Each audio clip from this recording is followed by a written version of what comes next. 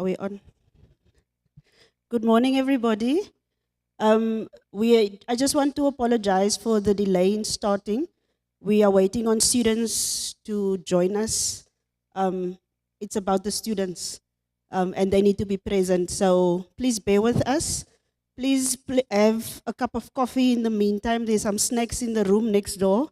You are free to go and do that, and then we will give you an indication of when we will start. Thank you very much.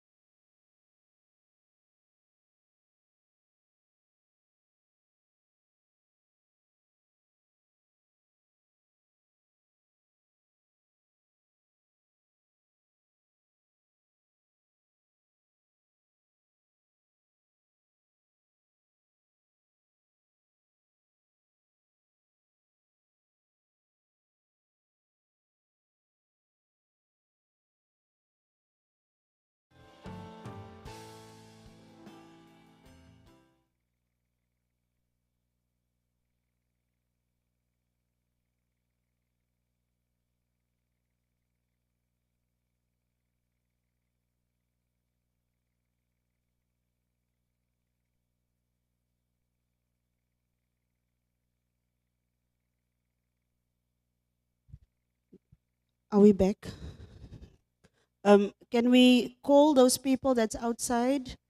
They can come inside. We will start with our program.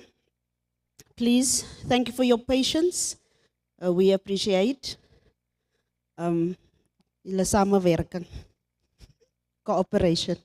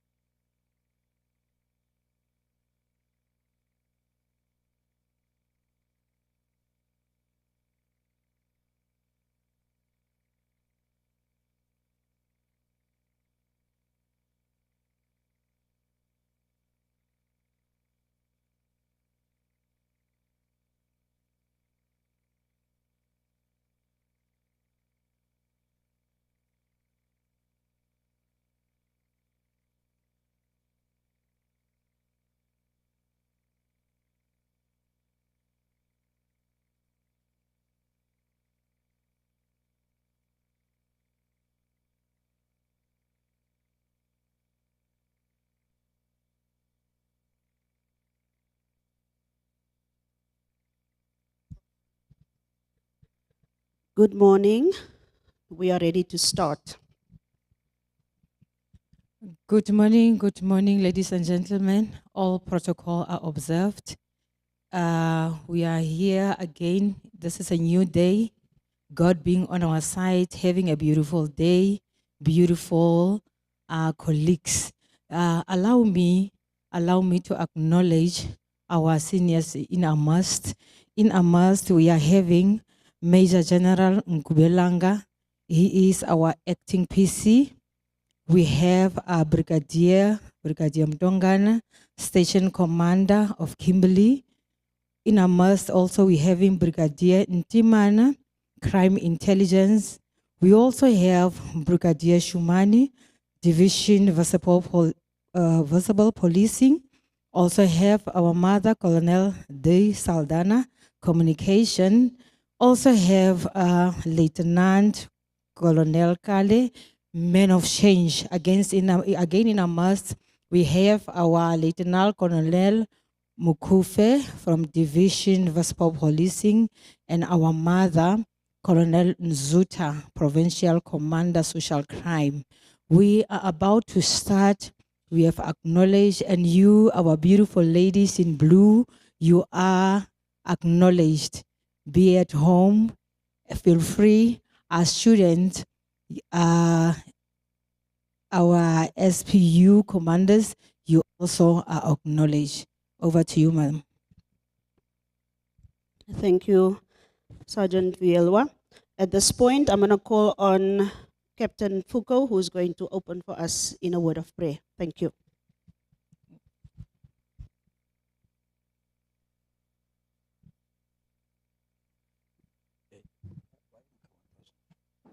Good morning, General, and good morning to all the brigadiers, senior managers, the management of SPU, the students who are here. Greetings in the wonderful name. Before we pray this morning, I am compelled that we read a passage of scripture.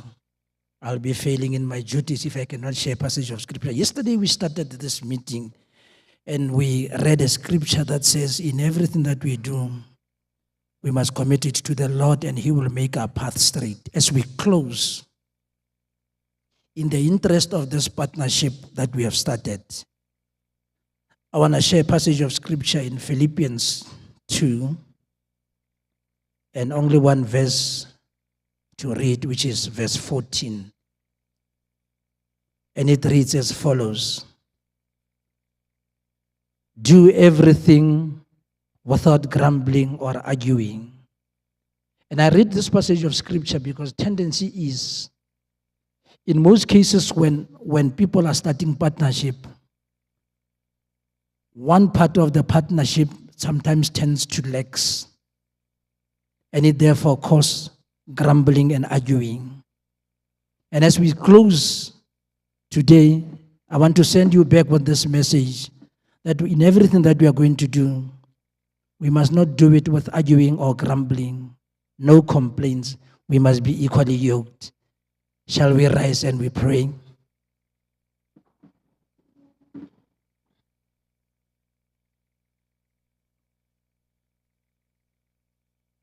All males, will you please remove your headdresses as we pray? Eternal and merciful Father, Father from whom all blessings flow, sustainer of mankind, He who was and is and never shall be. Father, we thank you. We thank you for yesternight. We thank you for the protection that you have bestowed upon us. We thank you for the new day that you have granted unto us. We come meekly before your presence with humility and submission and acknowledge that there's no God like you. As we come to this second day, God, we invite your presence to lead and to guide us in every deliberation that will take place. Would you let your spirit to lead and to guide us? We thank you for a successful launch. We do this in advance and the enemy does not know it is because we don't walk by sight, but we walk by faith. We are thanking you for the success of this launch. In the mighty name of Jesus Christ, we pray, and with many thanksgiving, we say amen. Amen. Thank you, Captain. Thank you for weathering the storm as we are on day 2. Your perseverance to be here and just be part of this very important launch is heartwarming. So thank you for your presence. At this time, I'm going to call on Director Malaka, who will do the official open and welcome for the day, and then also recap of what transpired yesterday. So can we give Director Malaka a round of applause? Thank you so much.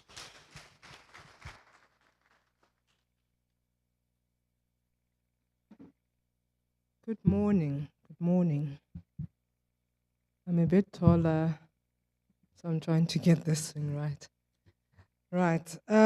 Ladies and gentlemen, distinguished guests, members of the South African Police Services, led by Major General Ngubelanga.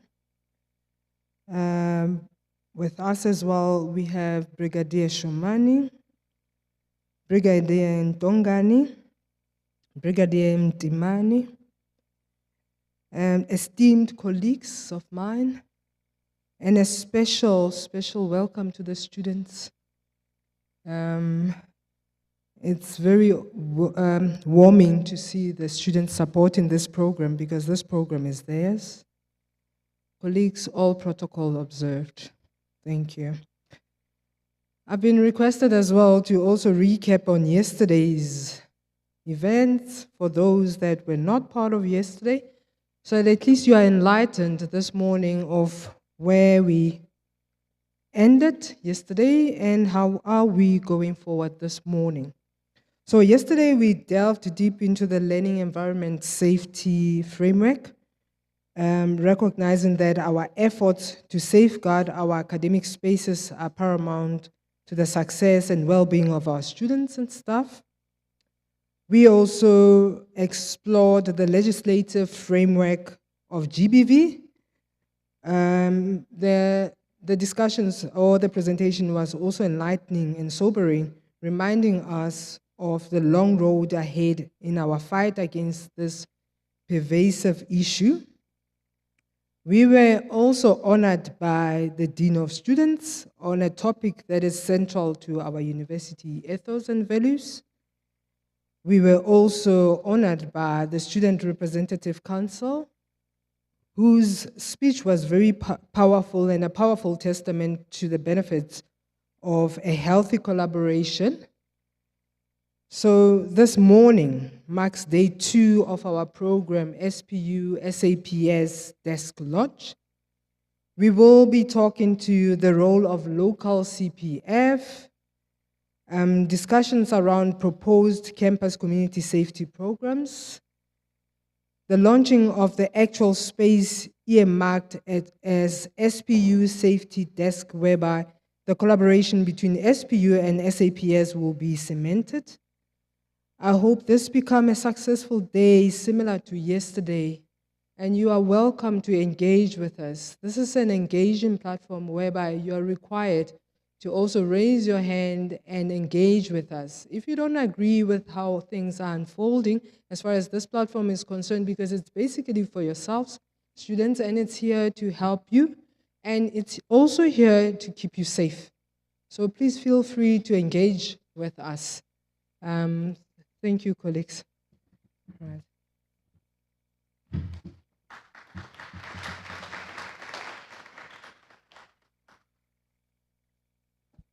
Thank you so much. That was a beautiful briefing, very short but straight to the point. We thank you so much, ma'am. Yeah, thank you, Director. Now we are going to our second point, whereby it says the role of local CPF and integrated youth crime prevention. We'll be calling up front our mother, Rosie Khaladi, who will be doing this for us. Let's give her a round of applause.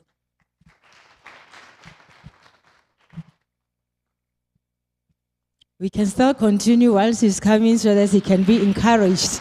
Yes, we are doing very good. We are doing good. It's our mother. She's been with us for a very long time. It's our mother, so she will be alluding to us as to what they are doing. Thank you. You can just keep it on. Yes, we are encouraging her. Yes, it's a beautiful, beautiful, beautiful. Thank you so much. Thank you so much. Thank you.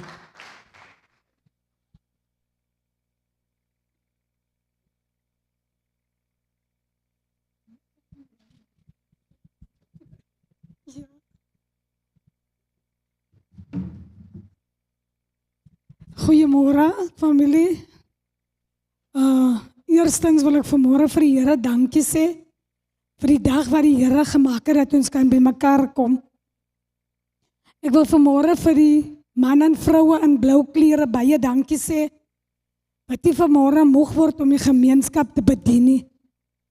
Ek is Rosie Khaladi, woon in Kolwel Sector B. Ek is by Kimberley Polisieforum, die PRO, vanaf 1994 tot vandag toe.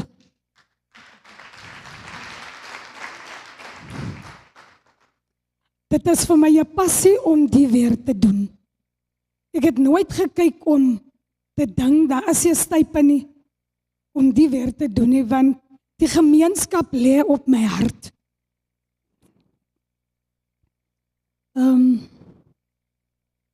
Ek is 'n skakeling tussen die gemeenskap en die polisie. Ons hou gereeld vergaderings elke maand by die Green Doors polisiestasie. Ons patrolleer elke naweek in die sektore sowel as in CBD. Die rol van die CPF is om hande te vat met die polisie, om te sien of die polisie regtig werk. Want ons as die gemeenskap is lief om te sê, die polisie werk nie, Hulle doen niks, hulle ry net rond. Maar ek is een van hulle wat kan 'n getuie is, 'n witness is om te sê dat die polisie werk. En ons as die gemeenskap sê baie baie dankie. My gloeipunte is vanmôre die nightclubs. As ons so ry, ons jeug is die meeste onder ouderdomme. Ons jeug is die meeste by die nightclubs.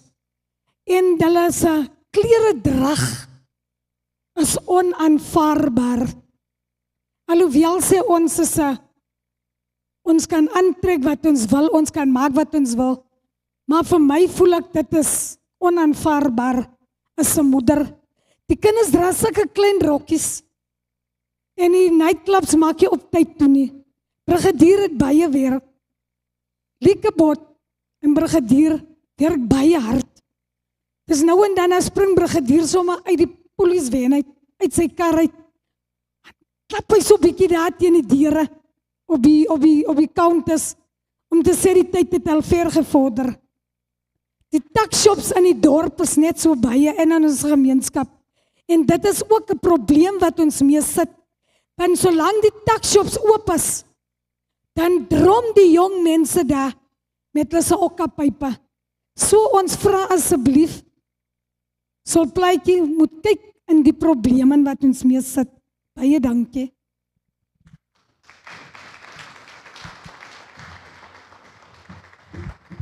Thank you, Aunt Rosie, for your contribution and also giving us an overview of the role of the local CPF presence within the communities. We appreciate your participation. At this point, I'm going to call on our Head of Security, Mr. Lucky Kumela, who is going to speak on the topic, Introduction to the Safety and Security in Institutions of Higher Education Learning Environment. Can we give Mr. Kumela a round of applause? Thank you.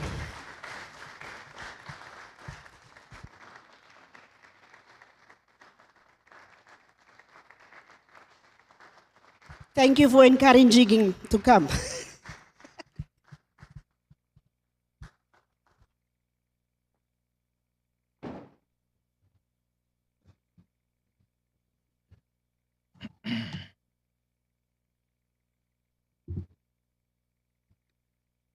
Thank you very much, Program Director. And I think I need to acknowledge as well amongst us General Gubelanga, who have honored us today. We feel honored to have you in our midst. Program Director, General Ngubelanga, Brigadier Shumani, Brigadier Mtongana, all protocol observed. I feel honored today to have an opportunity once more again to address the issue that is going to be the focus of the help desk as well as the campus community safety forum that's going to be established within the Solplaatje University environment. I had quite a lot of things to digest in my mind when I was looking at what can I address when I'll be giving the introduction to safety and security in higher learning environments. Then I thought I need to have a focus on South African legislation, because that will drive us to work within the legal framework where we'll be promoting safety and security in our country. I feel blessed that when I am going to look at the introduction of safety and security in higher learning environment, we have got our students who are our reasons why we are here. There was no reason to establish a university in Northern Cape if it was not meant for the students, who are our future leaders, who are our future shapers of a country.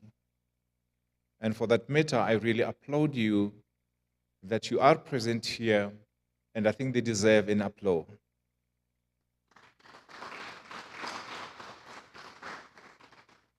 It is for this reason that we have this launch dedicated to the students' community within Salt Lake University, just like it is needed in the higher learning environment at large in the country.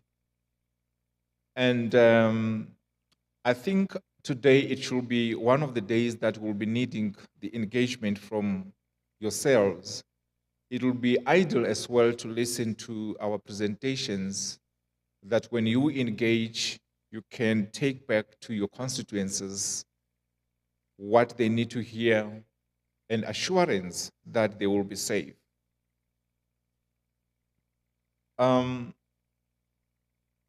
I need to emphasize once more again today that safety and security in institutions of higher learning are paramount for creation of an environment conducive to education, research, and personal development.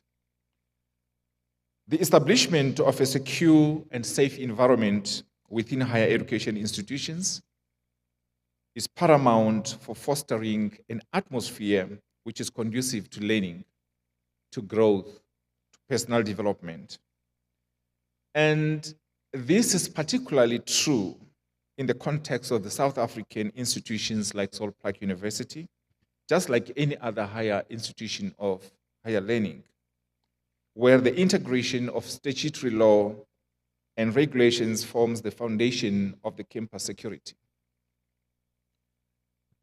There is no doubt that in South Africa, the safety of students, the safety of staff, the safety of faculties within the confines of universities is not only a matter of institutional policies, but it is also governed by the national laws and regulations.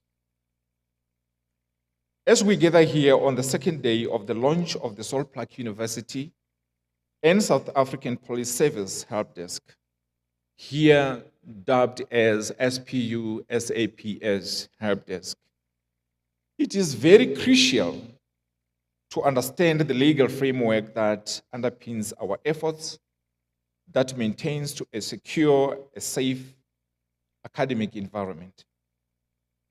Let me reiterate a little bit on this important view, that as we are gathering here today on the second day of the launch of the SPU-SAPS Help Desk, where we're going to be establishing as well our Campus Community Safety Forum,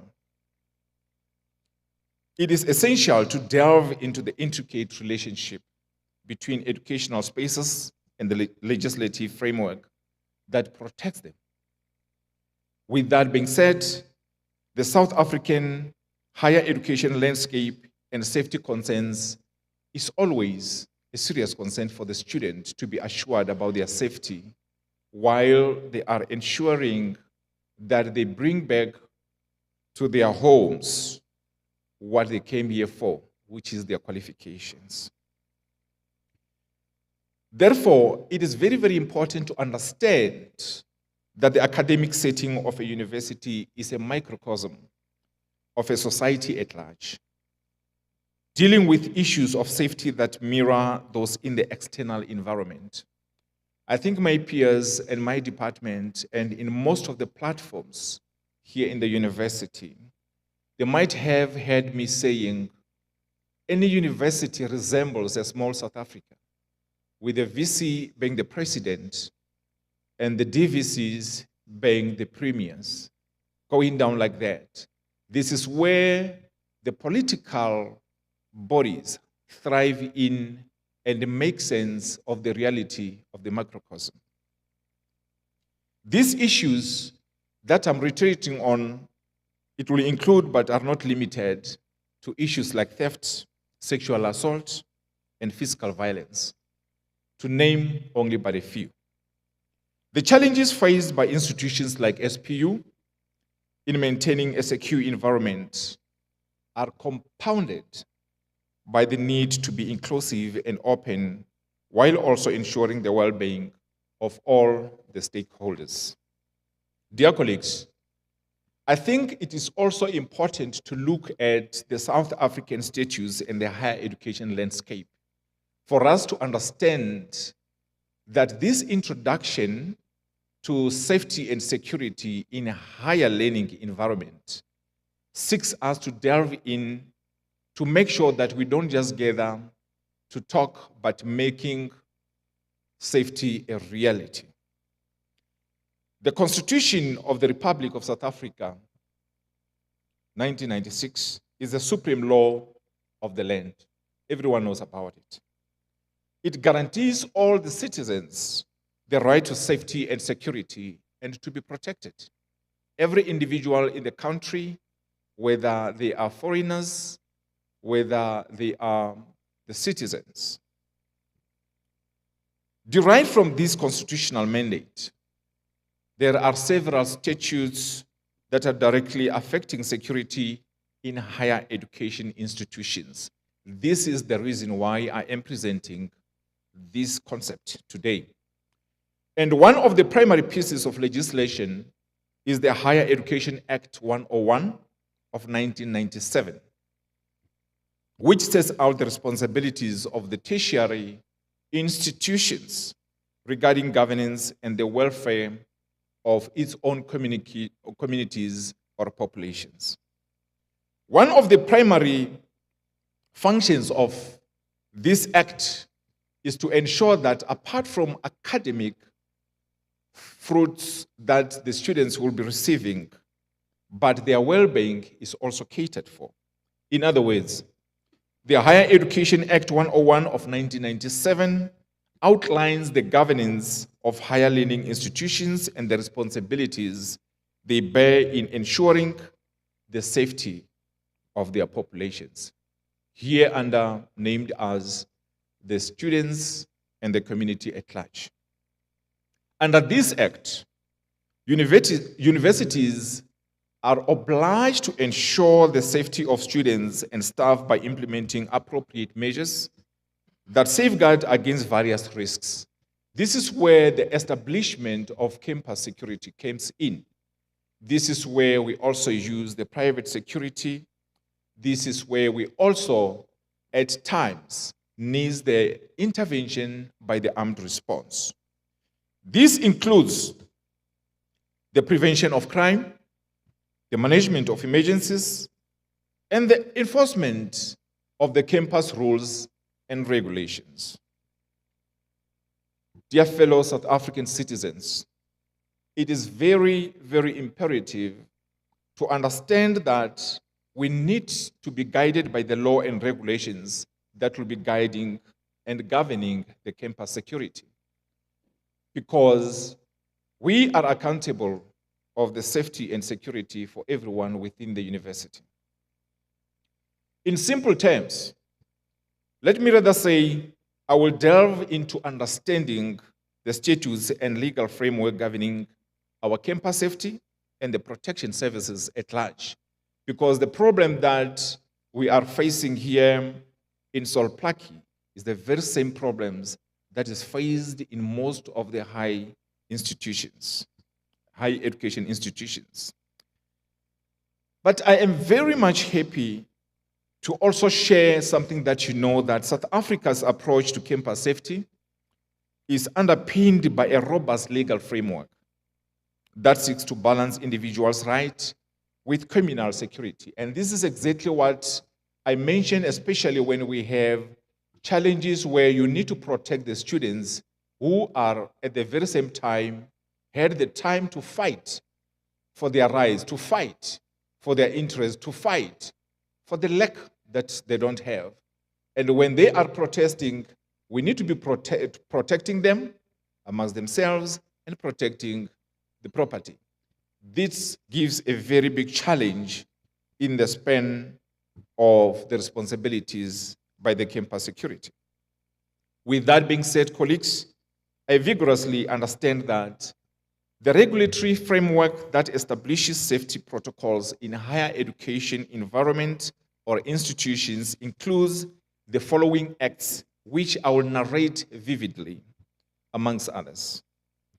The first one will be the Occupational Health and Safety Act 85 of 1993, which mandates that universities as employers must provide a safe and hazard-free environment for their employees and students. And this campus community safety forum is not only going to be looking at crime, but anything that threatens the safety and security environment. The Occupational Health and Safety Act 85 of 1993 strongly mandates this provision of safe environments for both the students, the employees, and even the visitors of the university. This is why you see we have the regular risk assessments, the emergency preparedness, and the establishment of health and safety communities are some of the requirements under the OHSA, which is Occupational Health Safety Act.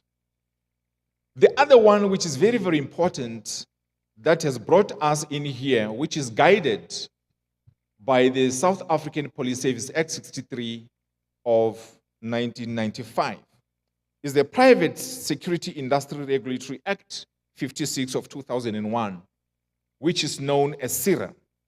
Many universities, you will see they have contracted the private security firms to supplement their safety measures. Therefore, SIRA's main responsibility will be to regulate the private security industry and ensures that security service providers operating on campuses are registered, trained, and comply with professional standards. I believe here, General, I am not going to touch base on the challenges we have between campus securities, SIRA, and the SAPS with related to protest. But the robust engagement that we had fostered us to understand the importance of creating a safe and security environment in the learning environment.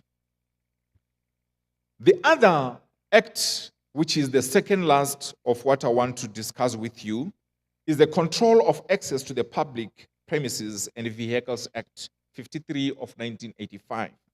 Because this act is the reason why you see we have got access control all over. Because this act allows the institutions to control access to their premises, which is crucial in managing who enters and exits the campus, thus contributing the safety of the university's community. The other one, which doesn't directly impact on us because we practice zero tolerance and we practice the firearm-free zones, is the Firearm Control Act 60 of 2000. And with this one, the presence of firearms on campus is critical concern for campus safety. And this is why we beg and always cry upon SAPS to intervene in our stigma of crime. Because the criminals are aware that the universities are not carrying firearms. They are aware about it. So when they come with a firearm, they don't hesitate to challenge us. Therefore, we would like that, because it is a crucial in managing the entry and exits of the campus, we need the full protection from the SAPS, hence the collaboration. Dear colleagues and fellow South African citizens, the Safety of Sports Recreational Events Act 2 of 2010 is one of the major acts that guides us that the Campus Community Safety Forum will be looking boldly onto that, because the university environment has got a lot of events in a year. A lot of events in a year. That's a reality.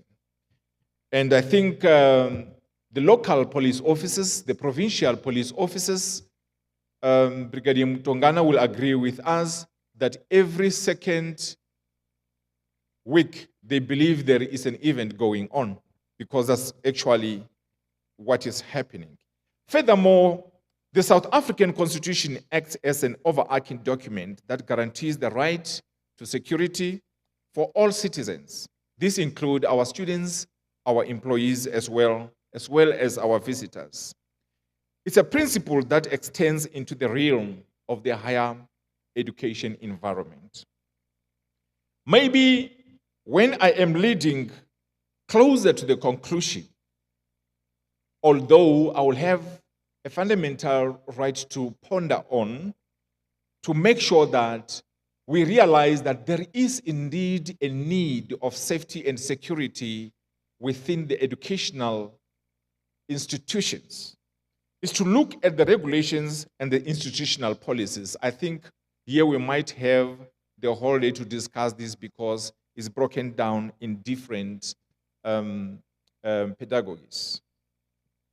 Complementing the national laws are institutional policies that are designed to create a cohesive strategy for campus safety. And in the police, I think the police will agree with me, except if maybe the things have changed, because I agree things normally change. These regulations and institutional policies are further broken down into the standing orders, into the national instructions, and into the station orders. All this in the main aim of preventing crime. These policies are tailored to address the specific needs of the university community and often includes access control measures, which is to manage who enters and leaves the campus, which also include surveillance systems to deter and document potential criminal activities. I think now here I'm touching base on Mr. Gerardus Veldhuyn's environment. If I have really put you on the spotlight, forgive me. I was trying my best. And that will also include the emergency response protocols to handle incidents efficiently and effectively. Therefore, dear colleagues, this SPU-SAPS Help Desk is a collaborative initiative. The establishment of this desk is a testament to the university's commitment to safety and security of our students and the society at large. This collaboration between SPU and the SAPS is geared towards providing immediate assistance to the university community, serving as a focal point for reporting incidences and facilitating rapid response by law enforcement.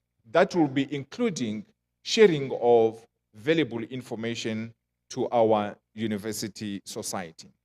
Maybe we may need to look at SAPS Help Desk as a collaborative approach to campus safety. The establishment of this desk is indeed a valuable asset to all. Now I need to conclude my short speech by saying the safety and security of higher learning environments are multifaceted issues that require a comprehensive understanding of the legal landscape. When we were discussing at the briefing session room this morning, I think the general will attest to that, we realized that there is a dire need of the legal framework reform as we look at the new challenges that are looming into our spaces. As we proceed with the second day of SPU-SAPS Help Desk launch, which will be including the Campus Community Safety Forum, it is clear that the path to a secure higher education environment is multifaceted. It requires a symbiotic relationship between South African statutes, the law, the regulations, and the proactive measures taken by institutions like SPU in the forms of the policies. Through such partnerships and adherence to the legal framework, colleagues, we can aspire to create higher learning spaces that are not sanctuaries of knowledge, but also base stations of safety and security. In South Africa, a combination of the Constitution, national acts, and specific regulations provide a robust framework for protecting the university community. As the SPU Help Desk commences its operations, it is this legal bedrock that will guide our collective efforts in fostering a secure and thriving academic atmosphere for all Solplaki University society. This discussion that we are going to delve in when we are looking at the engagement will serve as an introduction to the complex and critical issue of safety and security in the context of South African higher education institutes or environment. It underscores the importance of a legal framework and the value of collaborative initiatives such as the SPU-SAPS Help Desk in promoting safety, security at Sol Plaatje University. Thank you very much, program directors. I thank you. Thank you, Mr. Komela, for highlighting again the active participation that is needed to make this safety desk successful, and also taking into consideration the legislations that will assist us in delivering our services to the SPU community. At this point, I'm going to call on Shane Wolf from the SRC, who will come and do a few remarks on this occasion. Thank you. Can we give Shane a round of applause?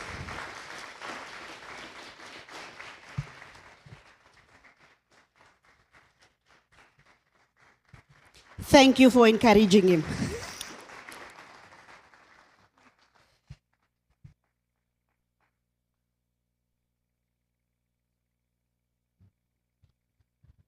Right. Thank you very much, Program Director, and let me take this opportunity to greet everyone all protocol observed. So I think the help desk is a very important element that has been long overdue that we should have had at the very conception of this university. Because looking into the space that a university and students come with, criminals take that opportunity to expedite and use that to lure their own businesses into the environment. Now, having the help desk, I believe that is going to streamline everything. And I am hopeful, as an SRC member, especially as the residence officer, that when it comes to issues of reporting and issues of responding, there's going to be a better improvement from SAPS in that relation. Now, to just bring a little bit of aspect into the issues that we come through, or that we hear as an SRC residence officer, especially in relation to residences, you would find issues of students who would then be robbed in their properties because of the space is growing. And when it comes to the response from the police service, it's quite slow in that relation, that they will just receive a case number and then they have to wait. You know, a lot can happen in the space of waiting. So I believe that this is strides into ensuring that there is a response and there is that adherence to student issues. And I really hope that the help desk are going to address those issues. Secondly, there is a big issue of students when it comes to issues of reporting the issues that they're coming across in the community. And through this partnership and relationship, I believe that through the SPU security service and also with the SAPS, that there's going to be programs that are going to relate and encourage students to report these issues. Because as I've heard, that it's become very difficult to create a roadmap and action plan into responding to issues that you do not know of, because students have lost some kind of confidence in the system. And I believe that this relationship, it's particularly into building back the relationship, into building back the reputation of SAPS, and building that confidence of students when it comes to issues of safety. Kimberley has been, when we arrived here, has been quite a safe space, but that has changed in a very, very fast manner, because now we're finding issues that now the criminals are taking advantage of these issues, of the issue that students are here. And this is my plea to all the generals and the SAPS members who are here, to say that we are pleading for improvement. We are pleading for fast response, and I believe that the help desk is going to address those issues. That when students have issues and they run to the help desk, there's going to be better improvement into that regard. I am much more grateful that the cries of students across the country, it's being adhered to because of this is happening nationwide. And we are truly grateful for that. We recognize that, and we are grateful that there's a step that SAPS is taking into ensuring that students are safe in their environment.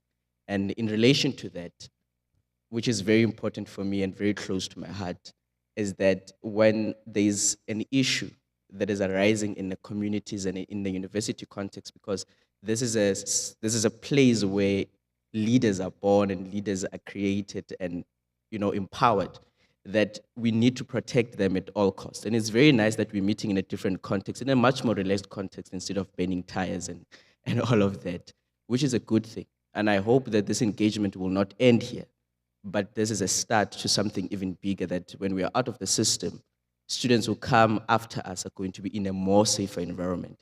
Issues of robbings and muggings, attempted kidnappings are things that are going to be of the past.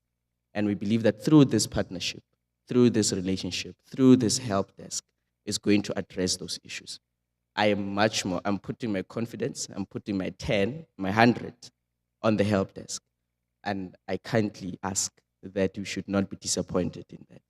So please, the response, the issues of students that they raise as they go to the help desk, programs that is going to encourage students to help to bring back the confidence of students into the system. Because as things have been, it's been a challenge that we're reporting issues, but we're finding very little response into the issues that we're reporting. So it will be a much more great thing if we would really be in a position that confidence is brought back to students into the system to say that there is something that's been done. And as a representative, I just want to say thank you very much for adhering to those issues, taking the opportunity, taking your time from your busy schedules, and sitting here to hear us out. And I believe through the discussions we'll iron out some of the issues, as I've been highlighting, that we see and that we have recognized as the student body. But apart from that, I just want to say thank you very much for this, and I hope this relationship, this partnership, the help desk, is going to address much more of the issues that we're having in campus and across the community of Kimberley. Thank you very much. Thank you, Mr. Wolf. Thank you, Shane, Residence Officer within the SRC space. You've highlighted a number of points, and I think the thought that comes to mind is this is just setting the tone. And there will be ongoing conversations about how to tighten the relationship between SAPS and SPU, the community. And the narrative will change. If the narrative was negative, the purpose of the desk is to change the narrative into positive, and that is by building the relationship between the two stakeholders. So thank you, Shane, for your contribution. Sergeant Wilwa. Thank you so much, Doc. Thank you, Shane. Yeah, we have heard you. It has fallen on the ground, and it will produce good results at the end of the day as we work together towards this. Allow me now to call our father up front, our very own father, Brigadier Mtongani, to up front to come and address us. Let us continue to clap for our father, Station Commander of Kimberley Police Station, the one that we call Pakamile Mabija. We welcome you to the podium, Brigadier Mtongani. Let's clap our hand. Thank you, Brigadier. Yeah, we can do better. Yes, our father will be giving us what we want to hear. Yes, we can do better. Thank you, Brigadier.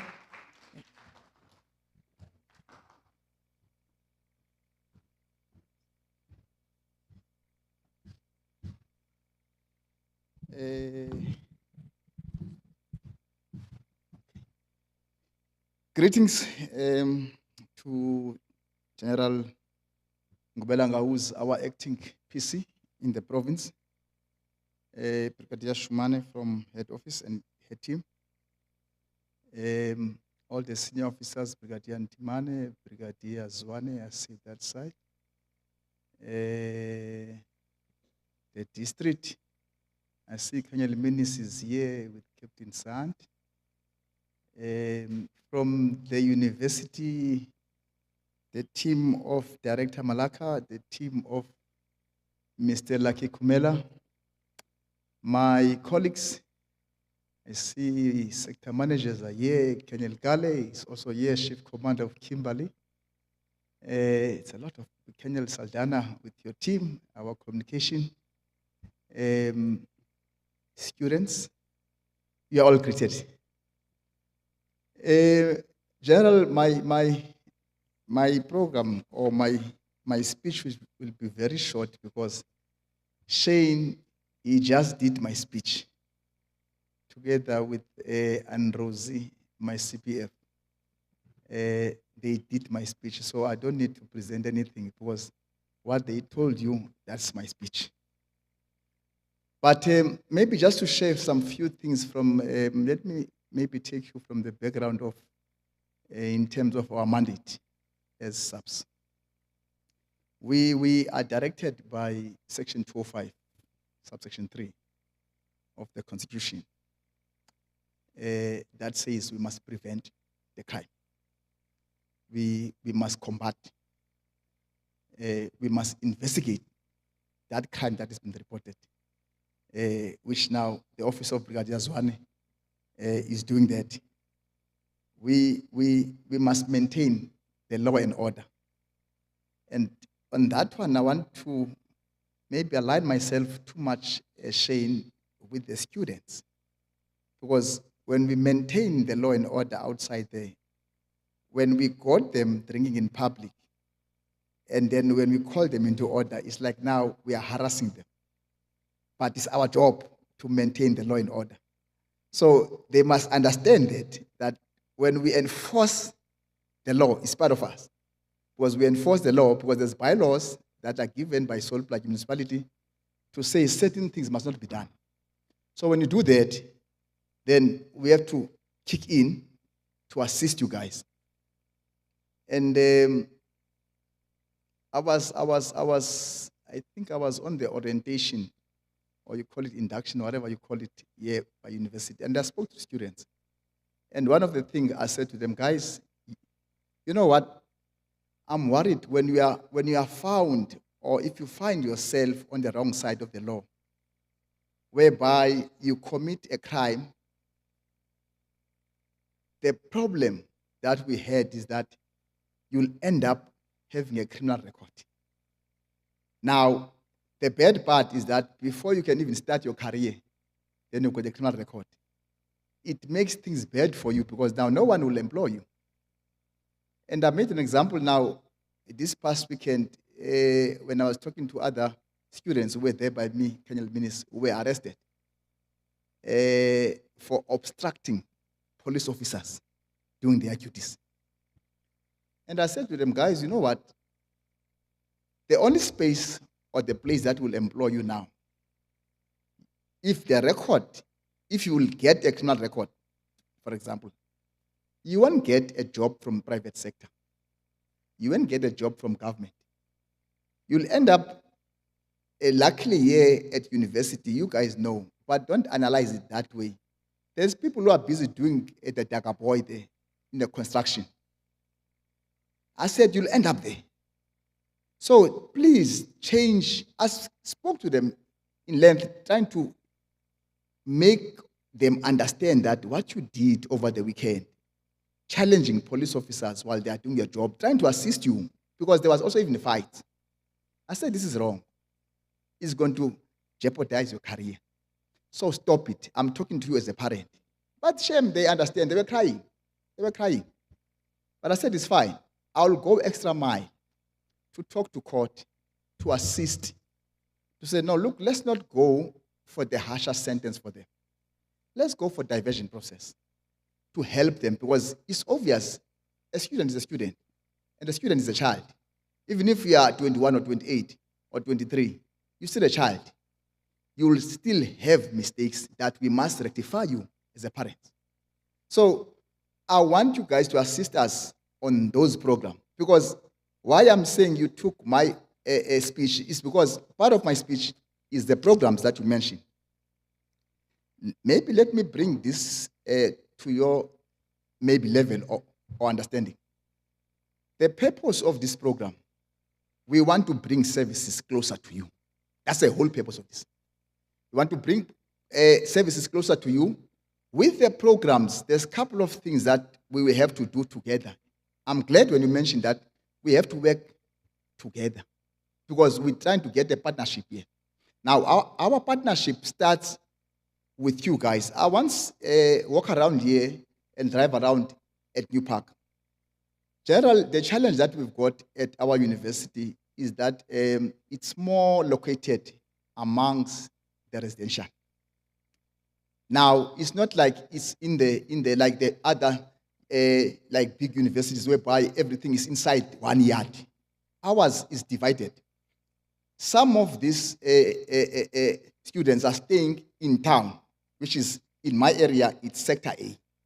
It's a bit now, my sector managers of Sector A, I didn't see them here. I only saw the side of New Park, the ones that are within the main campus and side of New Park. It's Sector D. That's where most of our residential students are staying, mostly in the houses. Mweti and Langa, where are you? Where is Langa? Okay, she's outside. That's your papa. It's your father here. Sergeant Mweti, it's a sector manager of this area, New Park side. He's got a crew there, Sergeant Langa, Constable Langa, sorry. I think she's outside.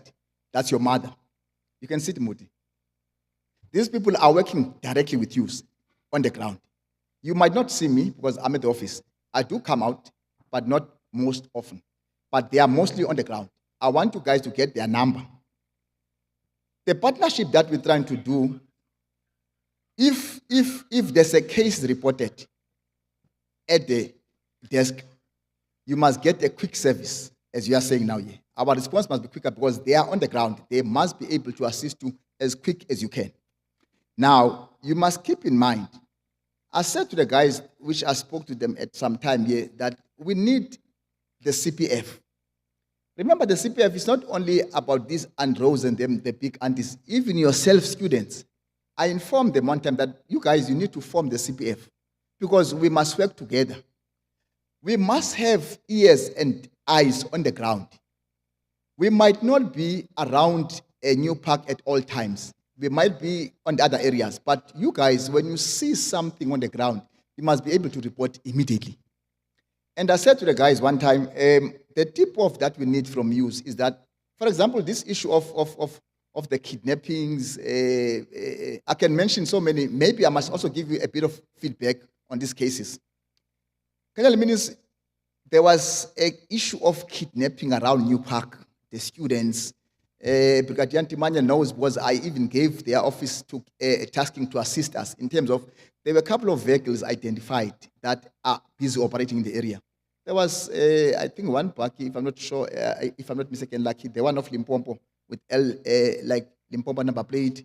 There were a couple of cars of local NC number plates. There were cars with GP number plates. We tried to zoom in to see if maybe we can pick up anything on that. Unfortunately, on the cars themselves, we couldn't pick up anything till to date. But funny enough, I'm the station commander of Kimberley. The crime comes to me on a daily basis. I do not have, any case reported for kidnapping around the university. Now I'm talking about the states. Yes, maybe there were people that tried. And please, Shane, spread this gospel also.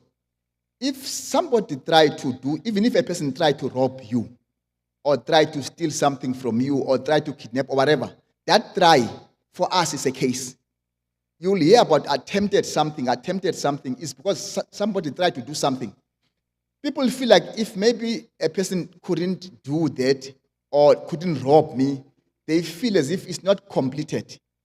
For us, it's a completed crime.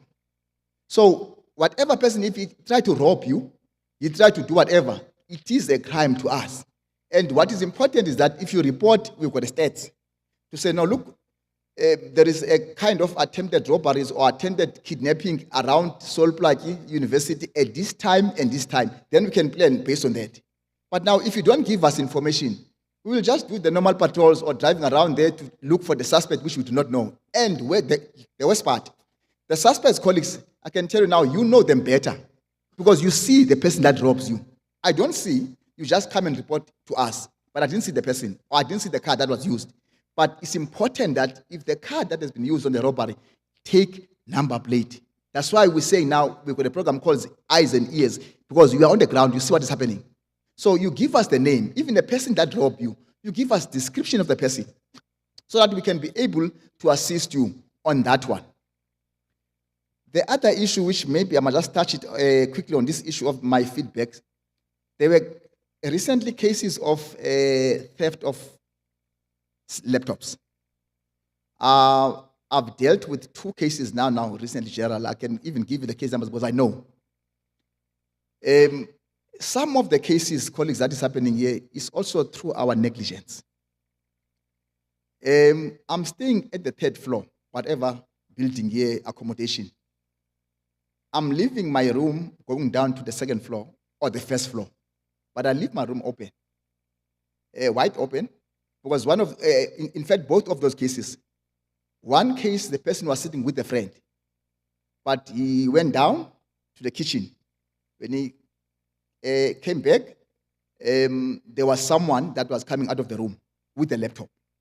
Person threatened the guy, sent him back to the room, but he took his laptop. But he couldn't get anything. I'm not so sure in terms of securities around your accommodation. I'm not so sure. But I was just a bit disturbed. But the timing of that was one case, it was just after 12 at night. The other one is after 1. Now, I do not know, in a normal world, maybe say from your home, if you are from around cities or town, do you leave your house open at that time? It doesn't make sense. Colleagues, it used to be safe in our country by then, not anymore. We all know we're living in South Africa. This country of us is not safe. So I do not know when you leave your house or room open after 12 or after 1, knowing that there's no one that is looking after your stuff. Who must look after your stuff? There was a tendency, Director Malaka, that it's a myth or lie, Director Shumane, that if my laptop has been stolen and then I go report it, I'll get another laptop. And that is a lie. Remember, I'm working here. I'm staying here. And this is my area. I know it very well. This lies goes around the student. No, don't worry, man. Take this one home. Just go report in the police that, okay, no, your laptop is stolen. You'll get a new one. There's no such. We all know. And this mistake or tendency to think that the laptop is given by university, I'm not touching your territory, colleagues, liking them. Your laptops, I believe, they're coming from NSFAS. You get money from NSFAS. So I doubt very much if NSFAS will sponsor or give you a laptop, and then if it's stolen, they'll give you another one. I doubt very much. So let's not lie to each other. Say, no, don't worry, take this one home. We'll get a new one. Just claim. Put a claim. They want only the case number. That's a lie. I'm not working at the university, but I'm just telling you because I'm doing this investigation. So let's take that myth or whatever away because it's not there. Just a few things which I need to touch quickly with the issue of the help desk, colleagues. From SAPS side, we are committed to assist on the program, but we need also to take note that, yes, we need your assistance in terms of, I think Lucky mentioned the issue of the sector forums that we need to do. Remember, we've got just small committees in each and every area. We call them sector forums. So this area of yours, New Park, it becomes a residential. So we need also students to be involved to form the forums there, whereby we will sit together and then discuss the issues, where there's challenges, then we try to come up with the solutions. Because you must remember the patrols, we've got what is called Community in Bloom. They are doing patrols. Patrols are not only done by us, it's done by people that stays in the areas. I'm sure you heard about the term called neighborhood watch. The neighborhood watch, it means you can patrol your own street because this is just your street. You don't need a car. You just walk around your street to check, because remember, you're staying in this area, you know who doesn't stay here, that, this one looks suspicious, it doesn't stay in my area. Those things must be reported. Because this person, if he comes here, most of the people that robs you, for example, around the area of New Park, they don't come for the first time in New Park. They first come and observe.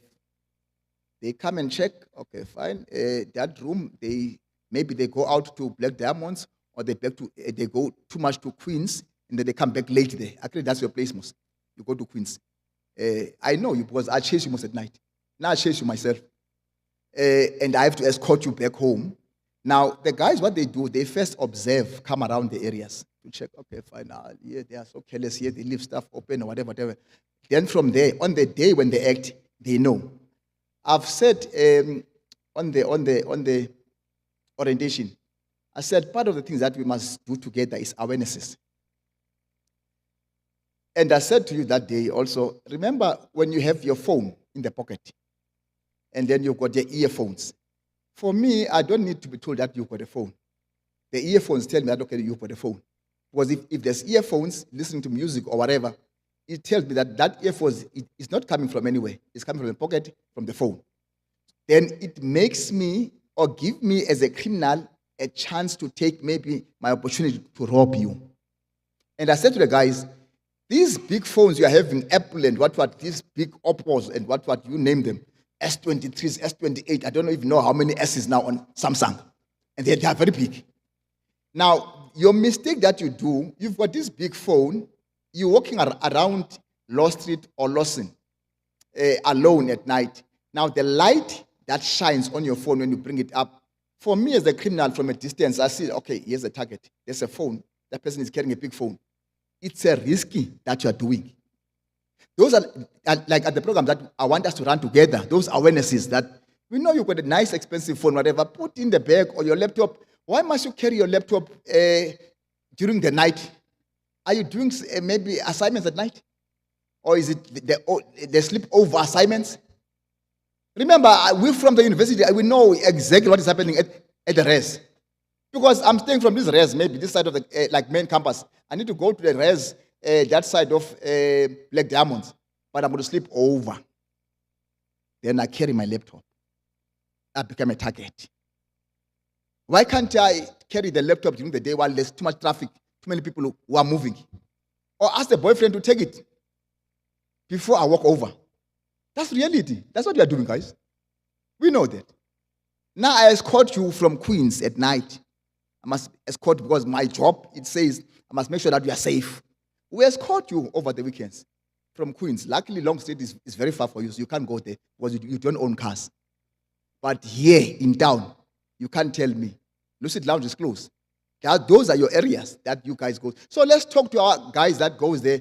When you go there, also remember when you are intoxicated, you become also easy target. Try to walk or go out with groups, not one or two, because you become a target. Recently, not recently, perhaps, I think it's 2021, 2022, if I can remember well, Kenel Kale, that robbery or the rape behind McDonald's, was it 2022, was just somewhere around. That time, Black Diamonds was still open. Now, the guys or ladies, they came from Black Diamonds going back to the campus. Now, behind McDonald's in town, it's a bit dark at night. Now, they were working together, but one at the back was feeling more tired because he had too much to drink on that night. Now, the ones in front, they don't worry because now they also have their own too much to drink. They only think of the bed. Let me just get my bed. Let me get to my bed. Now, they don't see what's happening at the back. There was too much gap in between them. Now, they didn't realize that now the other lady was far from them. She became a target. She was raped. University student. That was 2022, I think, somewhere around. Last year. So, those are the things that we worried for. Because now, if you from the nice place, whatever, nightclub, there is no problem. Unfortunately, now, these days, I don't want to talk too much about alcohol. But as long as you drink responsible. But let's take care of the others. Because now the problem is that maybe I've got too much on that night. Now I can't carry, my legs can't carry me anymore. And there's no cab to call a cab or whatever. Please take me home. We walk as students. But let's just make sure that when we walk as a group, let's look after each other. We work together till we reach our destination so that you are safe in your room. There was, okay, no, let me leave that case of Patsimang. Lastly, I think the other thing which I need to just emphasize on you guys to assist us, remember you are also what is called informers. The informers is just a person that is going to give us information on a certain thing, maybe something happened at my presence, and then I'm aware of it, and then I try to talk to the next person or try to give the information to SAPS. Now, that help desk also is going to assist us a lot, because now if you have information maybe of something, please talk to us that, look, there's a person that is always coming around this area, or there's a car that drives around this area, there's 2 occupants, maybe the race of the person, the age, more or less, those are important to us. Because we can profile to check that, okay, fine, there's a car that is busy operating around this area at this certain time. Let's try to put people like the brigadier now just left now, Brigadier Ntimane is working on crime intelligence, undercover people. Now, those guys, we can deploy them in a certain area to say, no, look, between this time and this time, there's people who are operating here around this area. Can you check for us so that we can see if maybe we can arrest this guy? Then we won't have problems to say, no, look, there's a kidnapping or there's a robbery, there's what. Because, as I was saying earlier on, you are the ears and eyes of us on the ground, because you see these things. You know each other as students. Now, when you walk in a certain route, maybe from South Campus to Main Campus or whatever, you know that walks through this route. But now when you see today in Ahman, but this one is not familiar here, or these 2 or these 3, they're not familiar with the students, then something must give you a signal to say, there's something wrong here. Let's try to check this person if is he going to come again tomorrow, yeah? And that day, what times that maybe these guys are coming through this area. That information, it might look little for you or small, but for us, it's big information, because that can lead us to something. So it is very, very important that you can give us that information, and then we can also register you as informer. When you are registered as an informer to SAPS, you get money. You'll get extra cash that you can use it also at Queen's, or perhaps at the bookshop. Let's leave now Queen's this time. At the bookshop, where you need to buy some books, or you need to buy data, for example, because actually, like most of the time, you guys are most on Facebook and then Instagram and all these things, WhatsApp and what. And unfortunately, NSFAS doesn't give you data. Now, we'll give you data in the form of informer. So come forth, we register you. When you give us information, that will be positive to us. We pay you. We pay you for that. So you can come in, and then we assist you with that one. Then we will definitely pay you for that information. I think, colleagues, mostly that's what I wanted to touch mostly around the issue of help desk, because hence I said, Shane and Rosie, you touch mostly to my points, because the collaboration that we're trying to get here is to work together. And working together, you can't be there and then I'm here. We must work and stay together. So if we stay together, then you give us information, we will definitely assist you.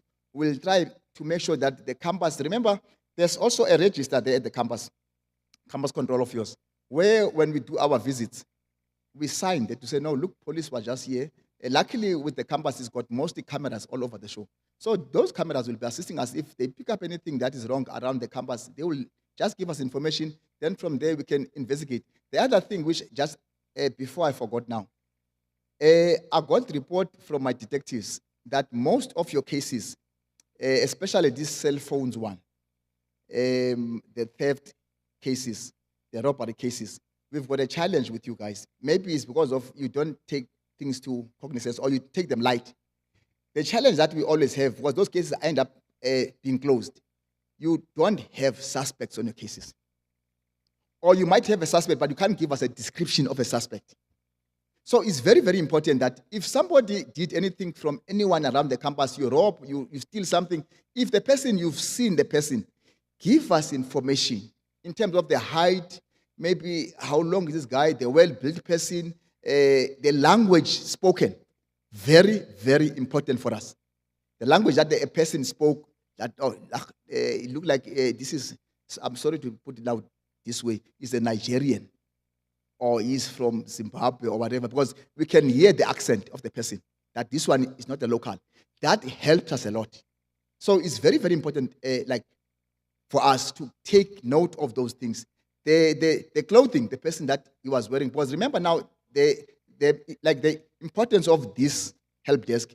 If you got information immediately at the help desk, then it's liaised to SAPS immediately. Then the vehicles that are doing patrols outside, if they got information, like to say, look for a person who's wearing a tracksuit and then is having ABCD. So it's easy for us to check. But now if you say, no, it happened so fast, I can't remember, it becomes difficult. And you will say, now we didn't do justice, because now, unfortunately, if there's no leads on the case, we can't go anywhere. We need the leads. So it's very, very important that if you pick up anything, he's wearing techies. I can tell you now already, our criminals, they are very clever. You will see them carrying bags mostly, carry more or whatever. When they rob you here, they go around the corner, they change clothes. That's reality. They change clothes. So if maybe you saw him wearing a cap, now you saw him that side, now he's wearing a Panama. But now you see that is different. He changed already. So take note of those. If there's a tattoo somewhere you see on the hand, or just take note. That small thing, it can give us a big information. So I think, Gerald, for my side, I think we are in support of the help desk. We will definitely try to assist and improve. I take note of Shane's queries in terms of improving the response time, the reporting of cases, the programs. I've already mentioned that one. Yeah, the fast response. Remember, when we got people on the ground or closer by, just close by at the campus, it makes things easier also for us. We'll definitely try to improve to have a fast response. But now, if the people at the campus or at the help desk, they liaise quickly with the guys who are outside, it makes things easier for us now to track down the car that has been used. Remember, maybe there's something that you do not know. Our roads that are coming in through at Kimberley, they have got mostly cameras.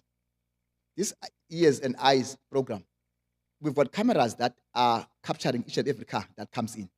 Now, if you could get a number plate of the car, then it moves out of Kimberley, say to Warrington side or Moderefir or Grikostad. If we pick it up on the camera, then we got information immediately, then it's easier for us also to track it down, that this car was coming out of the town, or he robbed the person and then he moved out of the town. So it helps a lot, because now we can quickly communicate with the next station. For example, from here, we can communicate to Winsington, to Warrington, up to Jan Camp. Even this side, but some of these stations are a bit far. But this side is only Richie, that is just close by. This side of Boshoff Road, R64. So if we pick up something, we can communicate to the next station to say, no, look, there's a car that is coming, which is following description. Maybe it's a Corolla, white Corolla car or whatever. It's a Paki. It's got 2 occupants, or there's 3 occupants. One is armed with a knife or firearm, whatever. That gives us a tip of information. So it's very, very important for us. Don't think that it's a small thing or it's light, but it can help us a lot. So please, let's just try to keep the ears and the eyes on the ground, so that if you pick up anything, talk to us, we'll assist you. Thank you very much.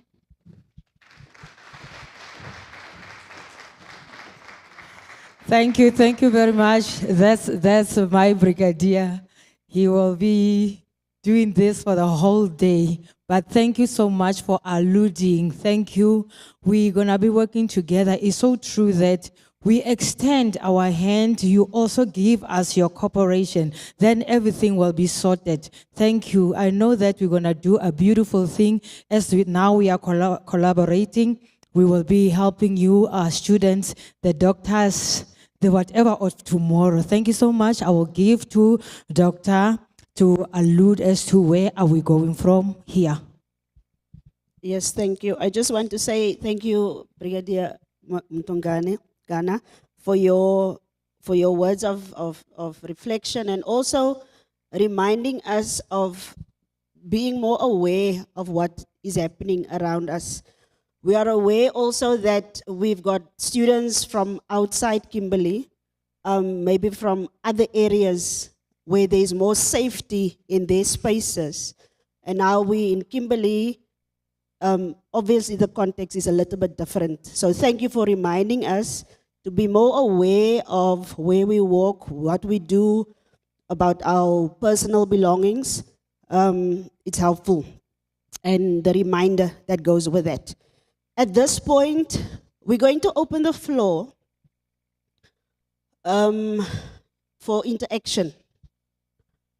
This is a space where, as much as we have the launch going on, a lot of comments has come through, a lot of remarks have been made, and I think we just need to create a space, about 10 to 15 minutes, where you can raise questions, and students, this is for you, obviously, where you can raise questions and maybe also raise concerns that you have. This is the space where we can do so. And I want to encourage even my colleagues here from SPU, from the security desk, the unit, that if there's questions also, maybe if you want to get a little bit of clarity of how we will gel together, this is a space that conversation can take place. Obviously, more detailed conversation will happen, but I think it will be helpful just to get a sense of where people are in their thinking, and then we will jot down maybe questions that we don't know how to respond today, but then later on get a response and answer those questions. So the floor is open. We have SAPS here in front with us, and also our security team is also here. There's going to be a roving mic. This will be an opportunity for you now to ask your questions or give comments. Thank you. We also have a short introduction, not introduction. We have got entertainment, marimba band that's here that will also just entertain us a little bit. But first, let's go to the floor and open the floor for any questions, comments. Thank you. The floor is open for everyone.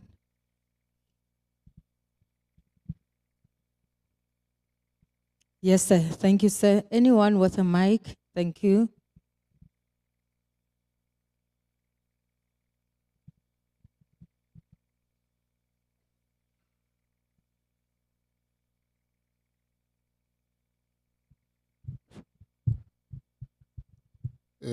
Good morning, General. Thanks, Program Director. Mine is not a question, but a comment. Trying to understand and clarify the meaning of partnership, which dictates that the partners are now concerned about the safety of the communities, which means we have a dual responsibility to ensure that we are safe within our space. Fortunately, which we find ourselves in Kimberley. We are currently going to have a desk, and in addition, as a bonus, we are working with an institution of higher learning, as it was articulated by Mr. Kumela, okay, thank you. And then the clarity also in terms of the Higher Education Act. General and the Program Director, I want to say, from the academic point of view, I would like to see more empirical evidence based on research and development that will start to tell the police how efficient can this space be policed. We need to start to collect evidence in terms of efficiency of policing or the lack thereof, and continue to guide policing within this space. We will expect also the institution of higher learning to draw sustainable guidelines in which policing can be done within this space. We are not only expecting the police to dictate how we are going to do things. Give us empirical evidence, give us researched recommendations, and tell us how do you want to be policed? How do you want safety to be maintained? Thanks, Program Director.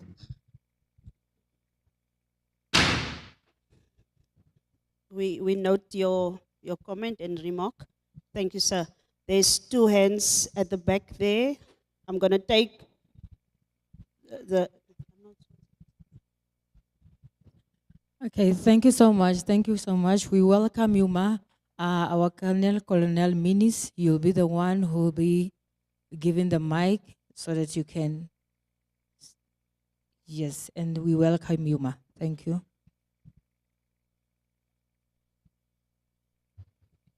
Can we? Colonel Minis, the one that sorry, sir. The Colonel, yes. Thank you so much.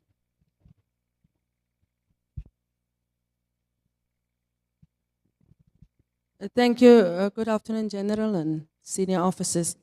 Yes, we are super excited as SAPS to come and give our service. And I was hoping that the VIPs would indicate to us if one can get the buy-in from them, because I think it's long overdue. And the service provider, which is us, we can only provide what you've asked. Listening to what the Colonel was saying, I think we are 110% ready to render the service. But one really like to see the reps of, by names of Sean, where you indicate to us, do you buy into this product? What else do you want from us? Because I think our last meeting, General, with Mr. Laki was really that yes, a dire need. And we can only give what you ask from us. So I think at this stage it put us in a little bit of a corner because we, like the brigadier was saying, we don't want to dictate. But if you can just indicate to us the buy-in, do you think it's the right product that we bring, and then we can take it from there on? I'll just wait for the question so that I can respond. Thank you, General. Program Director, thank you. Thank you. We will move to the next person. Mr. Kumela, you took note of that? You may proceed. Just give your name and your role. Thank you. Sorry, Program Director, I am Colonel Minis. I'm standing in for my Brigadier Magari. I'm Colonel Minis, Visible Coordinator of Francis Bond Cluster. Thank you. Thank you. Yeah, thank you very much. I go by the name of Deacon Sokwani. I am the Deputy President of the SRC. Mine is just to upload all the speakers and also share some. Mine is actually a comment. There were 2 incidents that occurred around New Park, and eventually when we got to the scene, the response from SAPS and SPU, one could identify that there's a working relation between the 2 entities, because the way SPU control handled the matter correlated with SAPS to see that our same procedure here, whereby we take you to write a report, a statement, and so forth, it's correspond with the way things are happening in SAPS. And I've been hearing some of the speakers speaking of reporting, students not reporting. And what I took from students not reporting, of which I won't lie, is it was a matter of distance. Pakamile Mabija, it's very far. But with the help desk being closer next to us, I think is going to assist us in making you aware of certain cases. And also the students are going to feel safer in the presence of SAPS. Thank you very much. Thank you. In the last response here, and then we will close this one, and then we will give an opportunity for the next round after the response has been received. Thank you. Right. Thank you, Shane, again. Mine is questions, right?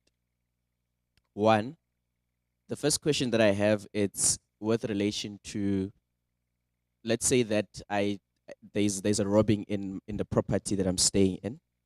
Then we go to the police station, we open a case, then we're given a case number. After 2 hours, SAPS comes, and then they do the investigation and everything. And then that's it. I just want to know, what is the step after? Is there a feedback that students could get? What's the process of getting that feedback? Is there something that students can do to request that feedback? Because in most instances, they would find that there is more like a pushback when we seek for those feedbacks. So what is the process that we can do from here, from this that is erupting from the help desk, to receive those feedbacks on the issues? Because you'd find of instances where there was a footage of the person who entered the property, but then it's only a case number, a case is opened, but we don't receive feedbacks on those issues. What is the process for us as students to find those feedbacks of what happened to this particular case? Secondly, the university is growing rapidly and the off-campus space is growing. Now, we receive more roads or more places that are far from the center of the university. And the university security, their capacity doesn't allow them to reach out to other places that are far off from the university. Now, my question is to say that from this relationship, can we request, as you have highlighted, that you need to know what we're requesting first so that you can implement into those? My request as a residence officer is to say that we can share the different off-campus spaces that we have within the university. And it will be a pleasure, and I would be very, very happy if we could have patrolling in those particular areas where students are centered. Because when you look into the off-campus spaces that we have, when you put them in a map, it forms a ball. There's a cluster of where the majority of our students are within the proximity. So if that could be shared with SAPS to say that this is where we have the majority of students and this is where this movement of student is, which is an attraction to criminals to play around. If we can have more patrolling and more visibility of police in those areas, then I believe that we're going to have less of the issues that we're facing, because one of the issues that we're having these issues is because of there is less visibility. Even though there is visibility, you find only one van that passes after 2 hours maybe, or, or at certain time intervals. My request is to say that we share those off-campus spaces with you, identify the roads that might be of danger, because for example purposes, we have accommodations in the side of town. When you pass the taxi rank down that line, it's a very tricky thing, and there's a lot of robbings that are happening in those areas. When a student moves from there going to class, they have to have the laptop with them. So it becomes an area, it becomes a hotspot. So if those information could be shared with you and you do your own analysis to find out where do you believe is going to be the hotspots, and we're going to encourage our students from here to say any little thing they must report. But then I need my question to say, could it be that we can have more patrollings in those areas? And also, what as students can we do to receive feedbacks on the cases that we're opening? Because we receive less to none of the feedback on those cases. Thank you very much. Thank you, Shane. I'm going to give an opportunity for a response from Mr. Kumela and maybe Brigadier Mtongana for what has been asked. And yeah, then we'll take it from there. Then we'll close off this round, and then I'll hand over to Sergeant Vuyelwa, who will do a second round, and then we will hand over to the marimba band to just ease us out of the space to our second space that we are going to. Thank you, Mr. Kumela.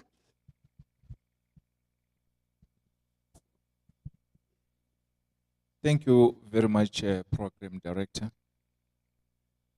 I just point out some few points that I noted, both from the SAPs and our students.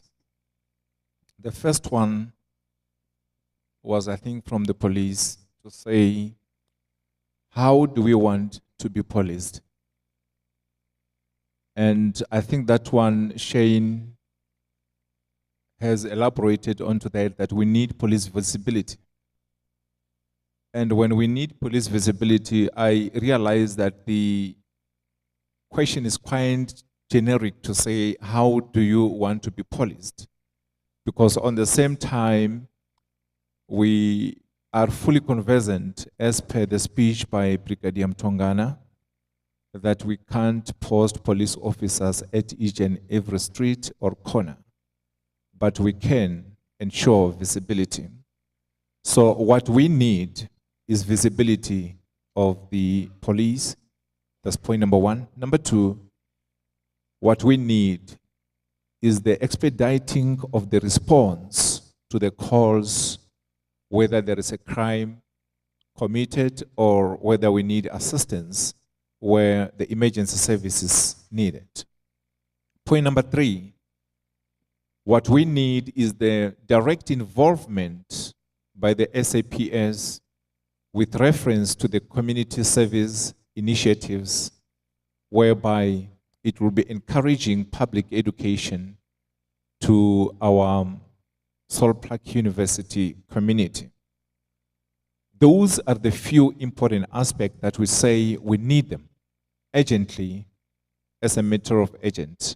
And I think the help desk will encourage and promote such kind of a bridge that is between us. The second part that I heard was from the police once more again on the buy-in concept, that we need to buy in. Indeed, I think most of my presentations was to say that we are quite serious with the issues of safety and security in Solplac University. Hence, we have been begging to have this launch from last year. And apart from this launch, we had been nagging to have a closer relationship with the SAPS, especially focusing on sector policing, which we have enforced that dating us back as 2018. Now, with that, I just thought our buy-in will need a direct support from the SAPS. I looked at what else do we want? That was the follow-up question from the kennel over there. We need a lot. I had the privilege of attending one of the sector crime forum yesterday at Hudson Park. And what I realized was the very same problem Hudson Park in residences are experiencing the same that we are experiencing in New Park, where mostly our infrastructures are. And onto that one, we realized that we may need, this is the suggestion that I put out on the chairperson of the CSF yesterday.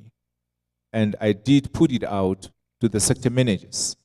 To say, I think one of the important aspects that the police can do in making sure that safety and security is prevalent in our midst is to ensure that, although I know that the question will be around the staff members, but we need a quality of life squad from the SAPS.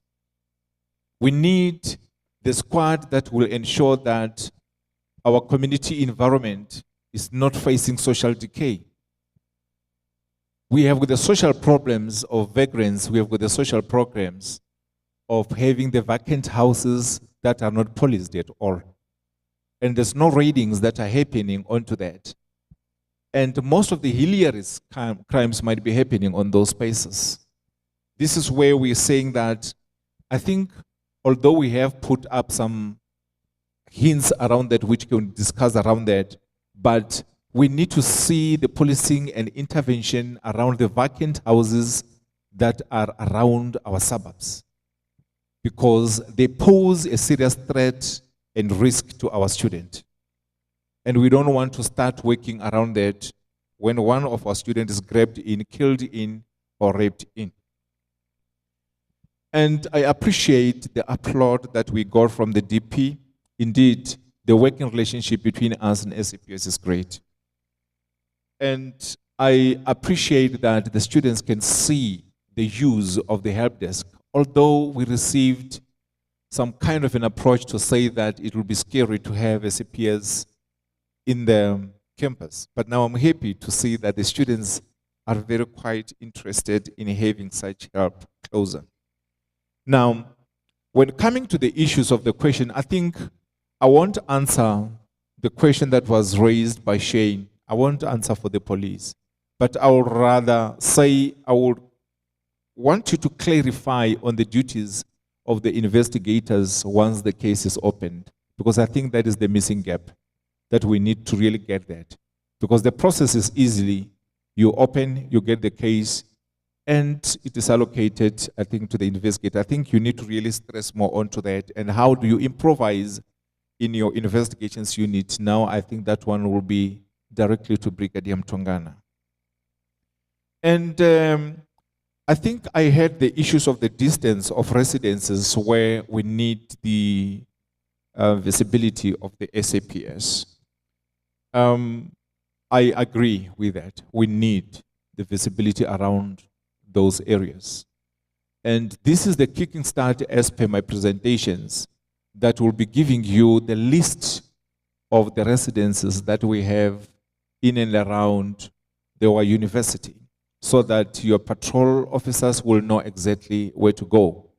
Then we will share the potential risk with the sector managers who will further relate it to the crime prevention unit, the intervention unit. I'm not certain whether you have got the Techie Squad, which is an undercover group here in Kimberley SAPS.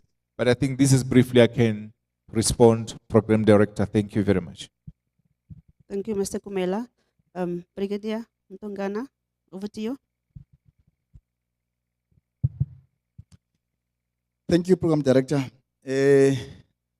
I'm just a bit worried because we're starting a marriage here. Because the partnership, it's a marriage.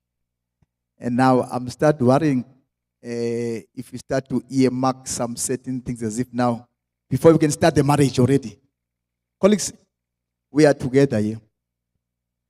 I just want to appeal to all of us, not to point fingers to anyone. We are still starting. And then secondly, we want to work together as a team. Now, when you work together, you can't keep one there and 1 year. You must be together. Like the fears will always be there that, what if we all have a role to play now here? SAPS will be playing a role with the campus control or campus securities, which whatever way you put it, we've got all the mandate of patrolling our areas. Not only SAPS. Remember, or let me just give you maybe a brief background of Kimberley. I've got 5 sectors in Kimberley. Sector A, B, C, D, up to E. Now, all those sectors, it's different areas. CBD, New Park, Greenpoint, floors, whatever, the mines, there's so many. Those are sectors. Now, all those sectors, when they get complaints, it might happen that they get complaints at the same time. Now, when the van is standing on the complaint, maybe there's only 1 or 2 vans that are still patrolling the other sectors. Meaning that you cannot cover everyone in all the time that you need. Hence, I said, we've got a role to play together here with campus securities. Now, I take note of your comments, Shane, and the DP that side. Maybe let me first start with this one of the investigation. You are quite right. You receive an SMS, use your case number, and then you'll get the IO also, the person that will be dealing with you on your case. That is a contact person for you at the station. So that when you need feedback, anything, you contact that person, because that person must give you information about your case, the developments, if is there any leads, suspect, whatever. But that person is your contact person at the station for your case. Now, in the case of this person doesn't give me joy, I don't get feedback, I don't get anything. That person is got a commander that is falling under. You've got the right now to go see the commander of that person. Say, no, look, I think this person that is the IO doesn't give me joy or he doesn't give me any feedback. What must I do now, commander? Commander will intervene and make means to see that this person is doing his or her job to give you feedback. If the commander doesn't give you also a joy, you go to the next level. That will be now the detective commander, the branch commander of that detective unit. If you don't get joy there, then it's going to end up at me. If you don't get joy to me, it's going to end up now at district. From district, it's going to end up here, next to my boss here, at the PC office. So that's a procedure that when it comes to your cases. But mostly we deal with the issues at the station and we resolve it there. So that's a process of, but the person, we've got a mandate to give you feedback. It's our mandate. When you open a case, we must talk to you. Then on the issue of the off-campus residents, I think Lucky mentioned or he touched a bit of those ones, but it boils back now to our terminology. We'll talk about the hotspot. The hotspot is an area that often get crime at a certain times or whatever. Then it becomes a hotspot. We call it like a hotspot. Now this one, hence I was saying earlier on, we need to work together with campus security. Because remember, you are quite right. Your residents are scattered. I know them very well. And you cannot find a van each and every point at every time when you go to your classes. We do not know when you go to classes, when campus knows or the university knows that, okay, no, there's a class in the afternoon, morning. We do not know. But that is going to create what is called the hotspot. If now there's certain times of robberies, then we'll know that, okay, fine. Remember, I said to you earlier on, we must have the sector crime forums in the area because these are the residents. The reason for that is because we must have meetings to engage ourselves as students, as the residents of New Park, for example. Then when we see that, okay, no, look, there's a problem in the areas in these certain times, then we discuss those in our sector crime forum meetings.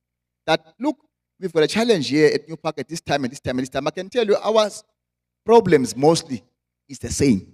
You can go to any area around Kimberley, we've got more or less the same problems. And the challenge of them, some of them now here, we need some other stakeholders, not only police and the universities. There's so many things here that involve Sol Plaatje municipality. There's so many things that involve Department of Social Development. So we need to engage, but this is a start. Hence I said earlier on, I'm worried because now we only start this marriage. And already we've got these fears and pointing fingers to each other. There's still more people that we need in here. There's still more departments that we need in here. Remember, your cases, for example, they don't only end by us. They end at court. So justice must come and account here to say, look, this case of mine was taken to court. What did I get here? I just said that the case has been withdrawn. What happened? So there's more people that we need to get in. But let's start this one first. But the next step of the sector forum meetings, we are going to point out that maybe we need these kids that are standing in the corner. Sometimes we call them street kids, but they're robbers. What do we do about them? So there's still departments that must come in. It's not only us. So let's just keep that in mind. Lastly, just one comment which I want to give you.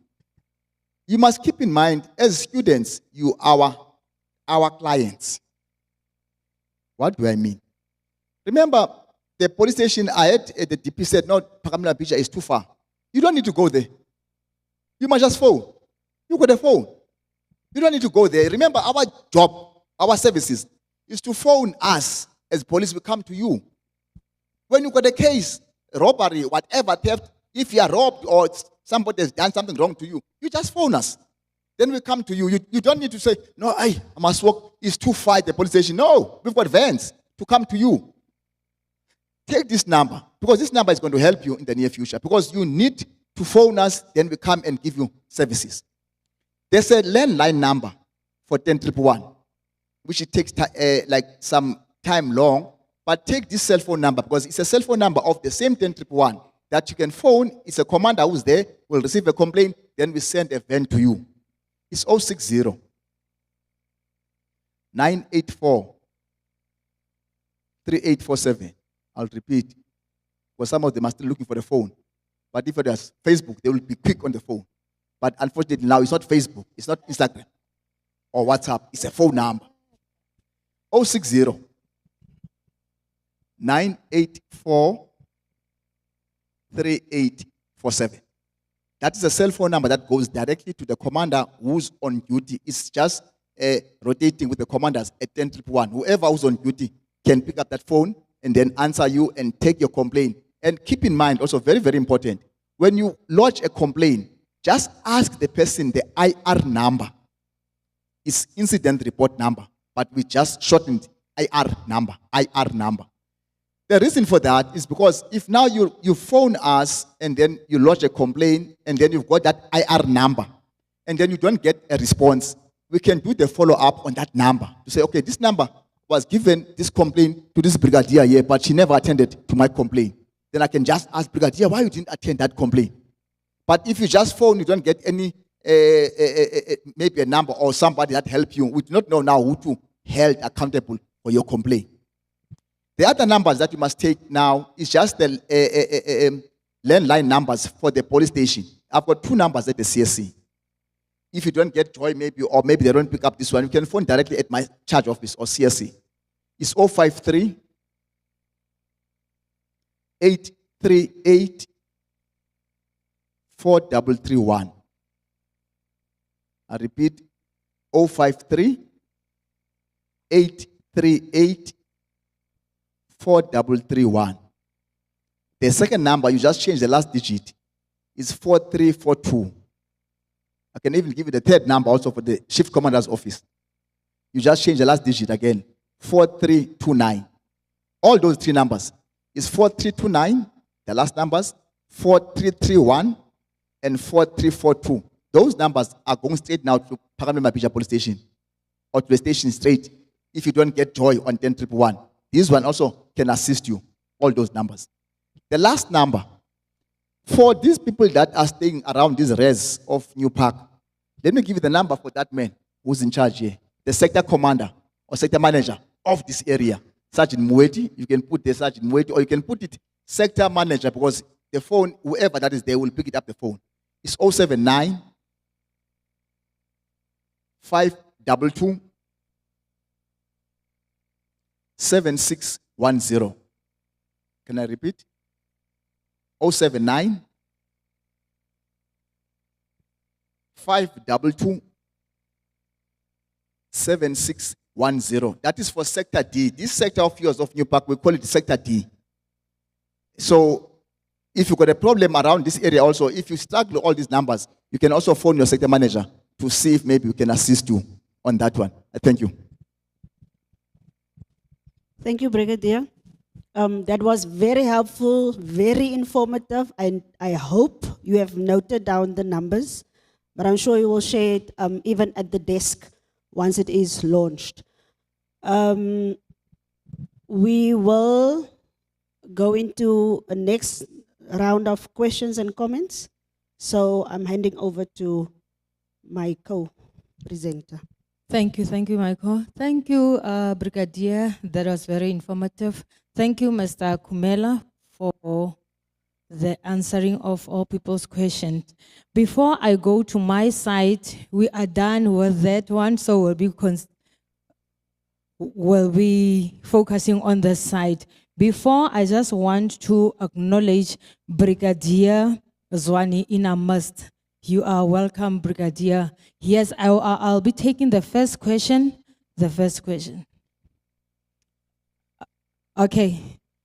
Thank you, Colonel Kale. You will be the first one. The mic is coming.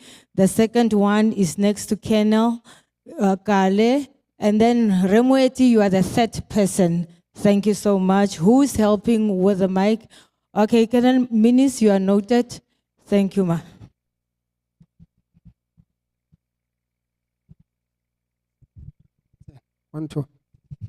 Afternoon, General. My comment is directed to Brigadier Shumane Colonel Mukufi. We are experiencing a university for the first time in the province.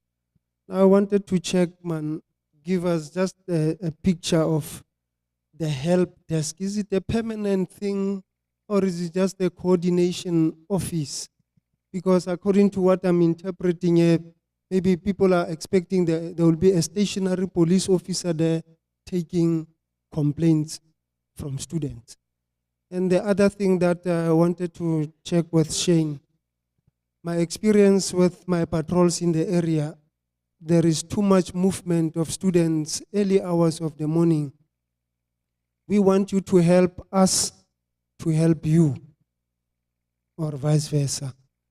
We've noticed when I was here, a student just around 1 o'clock in the morning requesting, what is this thing that they are requesting security personnel to take them to a shop.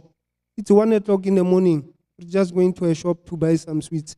And that's pure security man must transport you up and down. There is too much movement between early hours of the morning till 4 o'clock.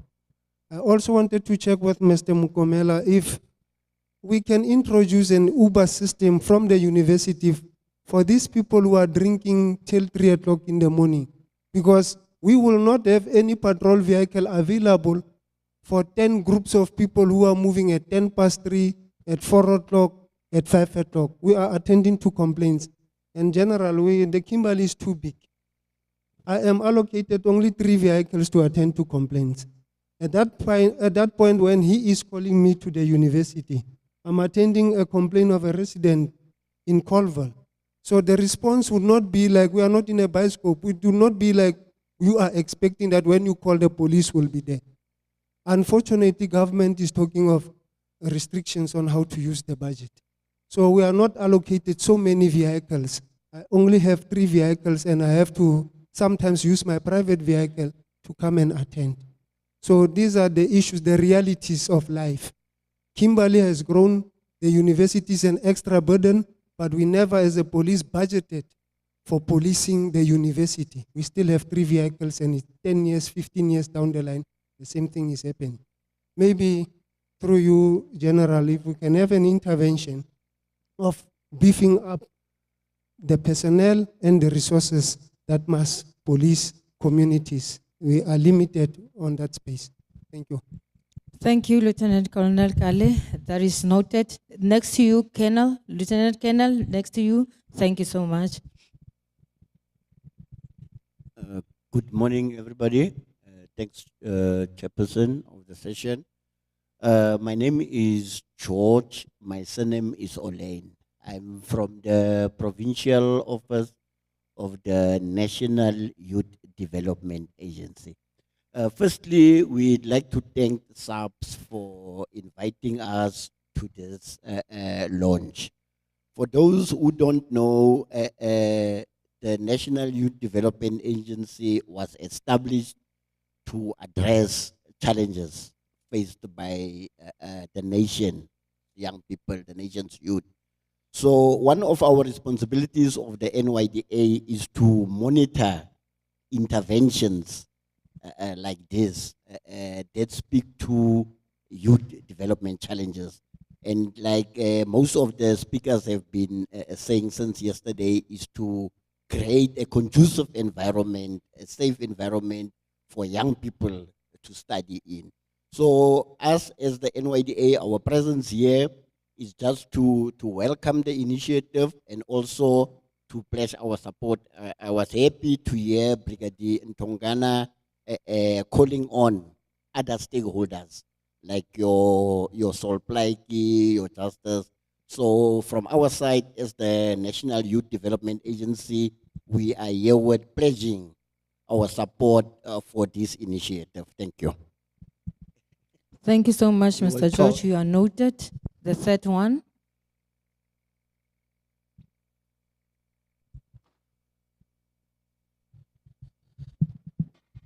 Okay, thank you very much, Chair. I am Sergeant Moeti, the Sector Manager for Sector D. For me to stand here, I'm concerned, also excited about this launch. But the way the students, they are seeing it, I think they are too much forward about this thing. Because if we say that the police must come and stay here by the campus, if I understand it correctly, we are taking it to another direction. Because if you are working, we take you as a parent. if you are in school, you are a child. Then let us think of it, we are taking a child and a parent, we put them together. And what we want here, we want to build managers and leaders of tomorrow. We do not want you to come here and make as an example that I've experienced in 2008. I had the opportunity to attend the graduation in Cape Town, where my friend was graduating there. They showed me a guy who was 9 years at the university. He was in the same class with them that they were 4 years there graduating. Still did not pass. We want you to come to the university, take 4 years, 5 years, 6 years, you go. If you are, your course is for 6 years. You don't come and build your house here and stay here, then you move from your house with your furniture. This is the learning institution. And when we take the police, we bring them here to the university here. How many pregnancies am I going to deal with as a sector manager? Because here, they are going to have an affair with you. How will we deal with that one?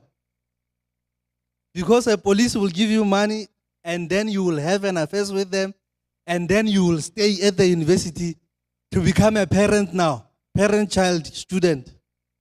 We don't want that one. Come to the university, study your things, and go home or go and work. Be a good leader. Okay. Thank you very much. Thank you so much, Sergeant. Yeah, actually here, we needed to hear from our students. And then we, as the police, we know where we ought to go. Because now the platform was laid for our students so that they can understand as to how to conduct themselves and how to work with us as SAPS. So can I please not take anyone from SAPS? Let me give it to our community members, our students. Thank you so much. Yes, sir. Yes, sir.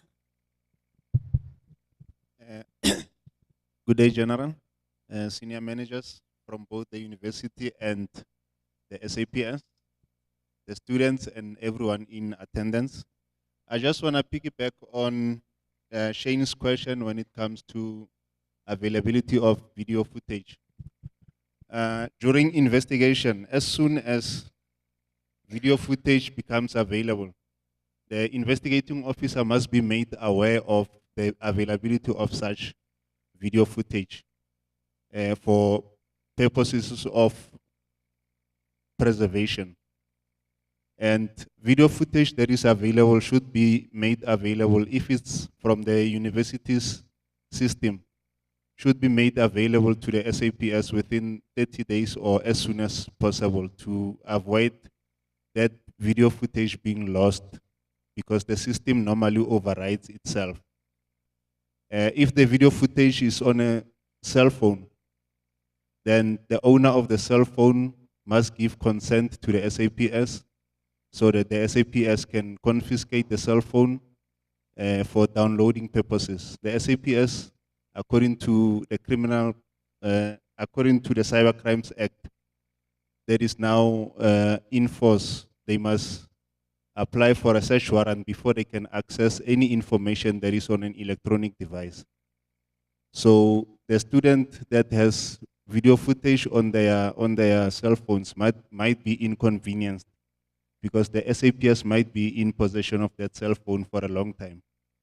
And the students should be aware that video footage and pictures that are on the cell phone, if they are not related to the incident itself, will also be accessed, and if that material is in contraventions of the act, then they might find themselves also as being charged for let's say if you have illicit material on your cell phone, and the students must not also distribute material that is not acceptable, because according to the Cyber Crimes Act, being in possession of or distributing material that is in contravention of the act is also a criminal offense.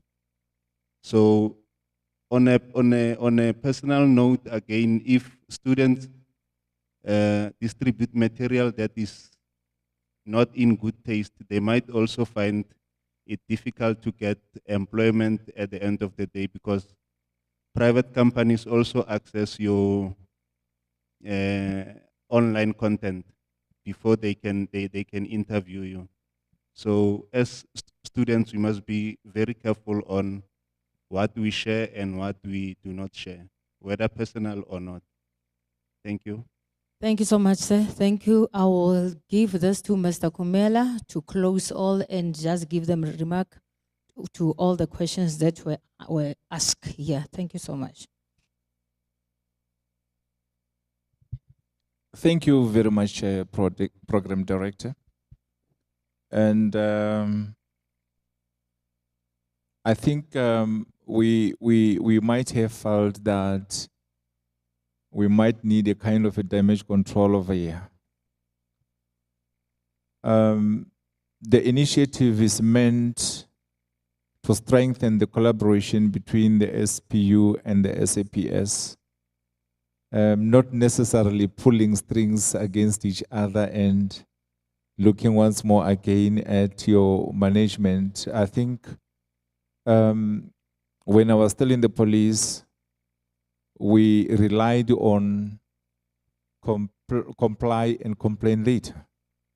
It saves us a lot because we didn't challenge everything there on the spot, because it sometimes put yourself on the spotlight once more again. The damage control that I want to say here is I don't want maybe the students to feel that the SAPS are not ready to assist. They feel that they are too overwhelmed with the job. So we need to really look at that. And I believe if there's something that could be addressed, Brigadier Shumani, from your office and the provincial head, you might look at addressing the other aspects that we may not need to hear. For us, that we need to know is to say, we welcome the presentation by Brigadier Mtongana to say, you are the service provider, and we are your clients. And as your clients, we call the shots because we need service to be delivered. And the how part of it, that should be discussed later on. I think while I was addressing nearly the very similar question was that we saw great dynamic transformation in the law enforcement, the state agencies, where we have got new units every now and then. And I think the general and the other SAPS officers will agree that when we were still the force, there was a lot of changes that brought into the service, and some of them was not even welcomed.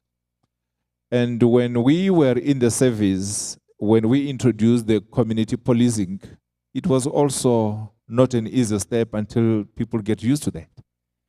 And when we were implementing the sector policing, it was met with some kind of a tug of war until when people start to feel that this is working. And when we look once more again on partnership policing, it also faces the very same challenge.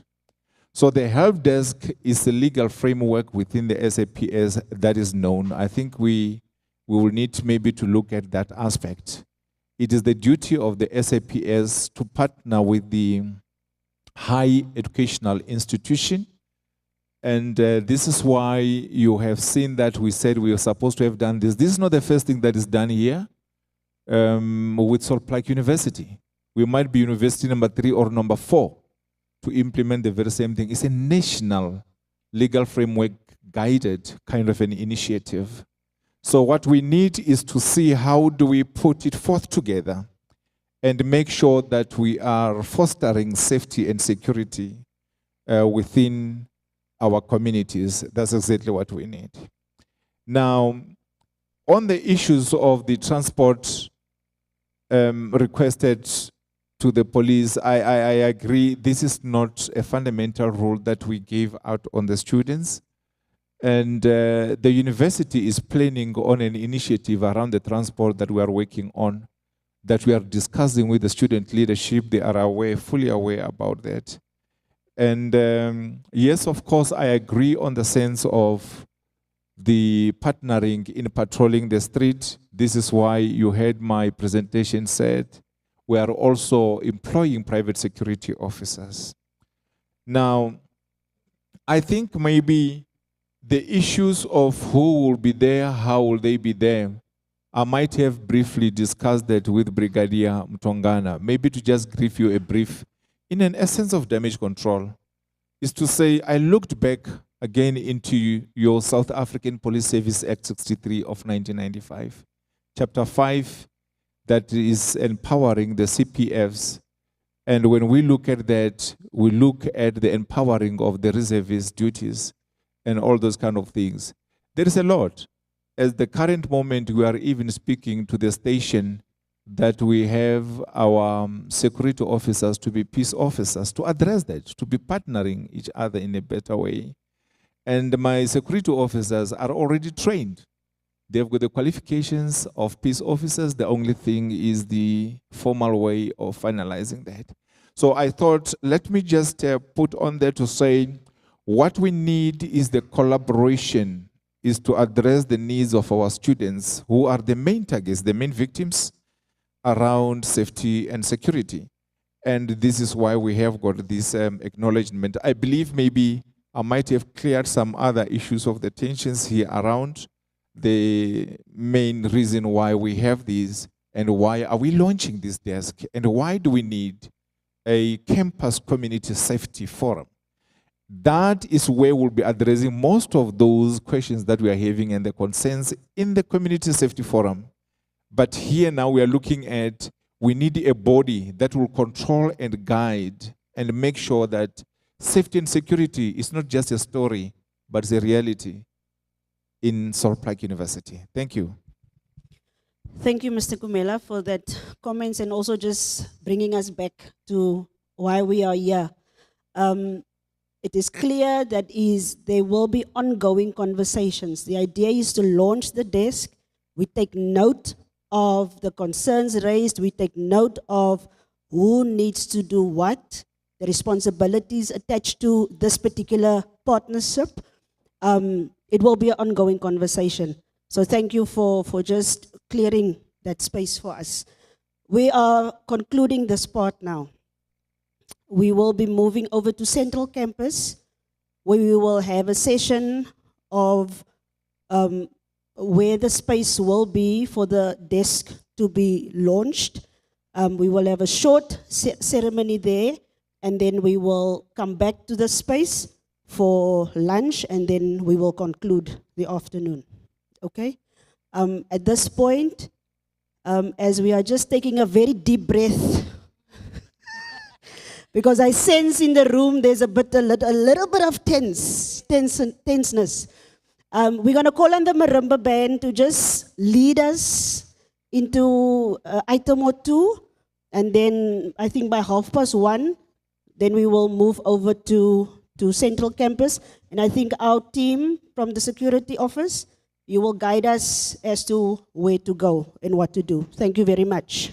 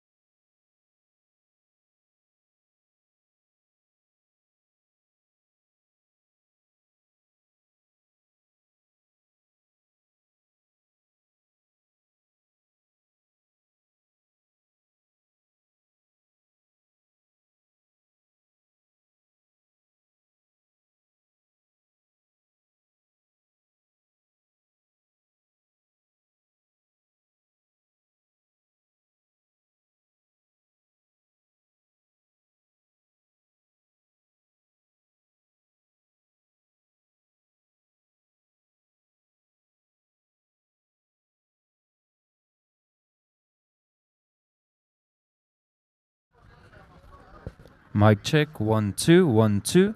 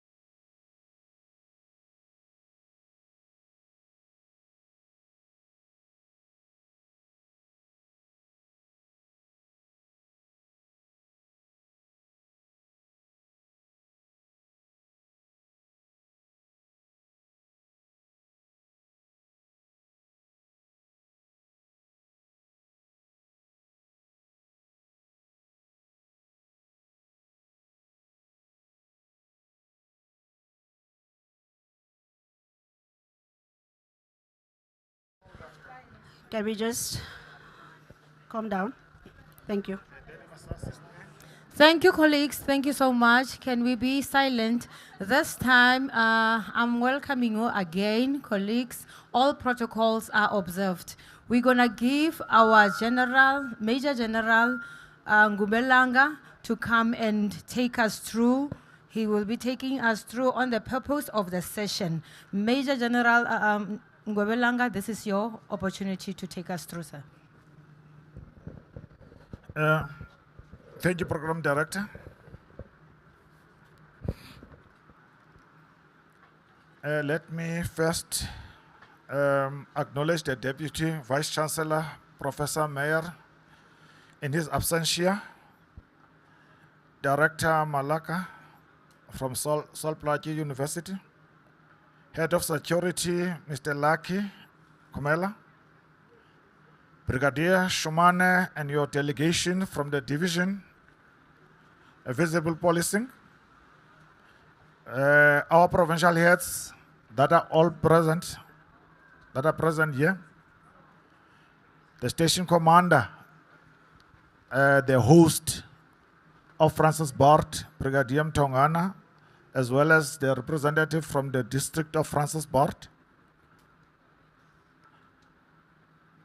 the CPF that are here, led by PRO, Mayor Rose,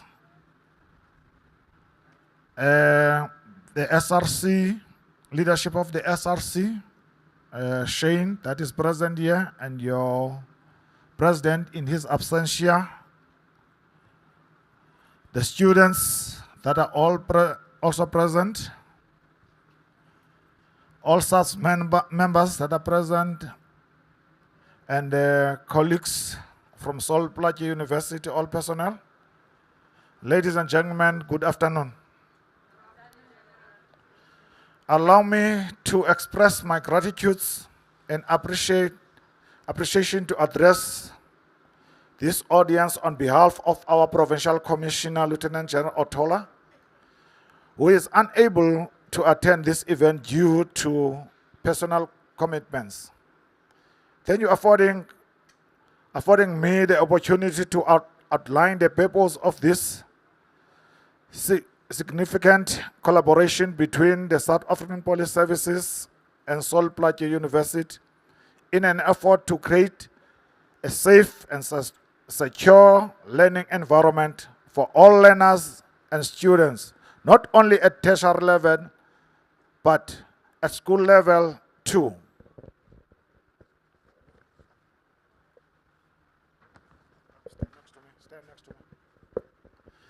As the South African Police Service, we are obligated and mandated by the Constitution of the Republic of South Africa to create a safe and a secure environment for all inhabitants, including our students as well. I'm confident that during the day one of this program, all the legislative frameworks were shared and communicated, allowing you to get an understanding of what is this campus safety desk concept is all about. The safety in the learning environment defines the essential and much needed actions and activities within the learning environment to ensure the safety of all students in schools and higher tertiary institutions within the main focus of safety. A collaborative approach was then adopted in March 2022 during the Learning Environment Safety Summit, bringing various stakeholders together responsible for the safety in the education institution. Hence, the launch of this event is long overdue. The student and the management of the university is aware of the current crime situation reported in the vicinity of the students, targeting the students and the residents, especially in New Park area. The learning environment is plagued by the crime and violence, which poses a threat to educational processes, leading to the negative and detrimental influence on students. But at the same time, we cannot ignore and shy away from the fact that in some instances, it is also these students committing these crimes activities. In our presence, we have the community policing forums, which has numerous structures under their authority, including the integrated youth crime prevention structure. We have the community in blue patrollers and various substructures who also have a role to play in the policing initiatives. The event will unveil the Sol Plaatje University and the South African Police Service Campus Safety Desk and introduce the SPU Sector Forum and the initiative designed to tighten and continuous dialogue and the partnership in crime prevention and the safety enhancement. By strengthening the collaboration with the Sol Plaatje University and other stakeholders, we are setting a foundation for a safer university environment where academic and professional and personal growth can flourish and become a learning institution of the choice to further our youth future. On behalf of the South African management, I pledge that this initiative will grow from strength to strength and ultimately result in a crime-free learning environment conducive for all students. We want our students to feel safe. We want our students to be free from crime. When come during their exams, they must be able to walk during the night from class to class without being fear of the criminals that are coming to our campuses and threaten them whilst they are busy studying. We want them to study free. The station commander of Kimberley, we have engaged with him, and he knows his task and the roles to make sure that the students are safe, including at their residential places. We understand and we know that we've got a lot of accommodations around the university, and some of them are far from the university. Hence, today we pledge as the management of the police, together with the district and the station commander, to say we want all those residents, the police must be visible. We want to make sure that students are free from crime. The safety desk must be utilized for the purpose of it has been established, and urge that the students do not abuse the service provided to them. So please, I'm appealing to the students, make use of this desk. Don't abuse the desk. It must operate for its purpose that it was established for, not to be abused. Let us all work together, the students and the police and the management and the security management of this campus. Let's all work together, come hands in hand, and to fight this crime so that our students can have a learning-free environment. I thank you. Thank you. Thank you, Major General Ngumbalanga, for just cementing what has been spoken about over yesterday and this morning, and just reaffirming this initiative and also the commitment to do the relationship going forward. Thank you very much. At this point, I'm going to call on Mr. Kumela, Head of Security, who will give us the purpose of the venue. And after that, we will do the official cutting of the ribbon. Thank you.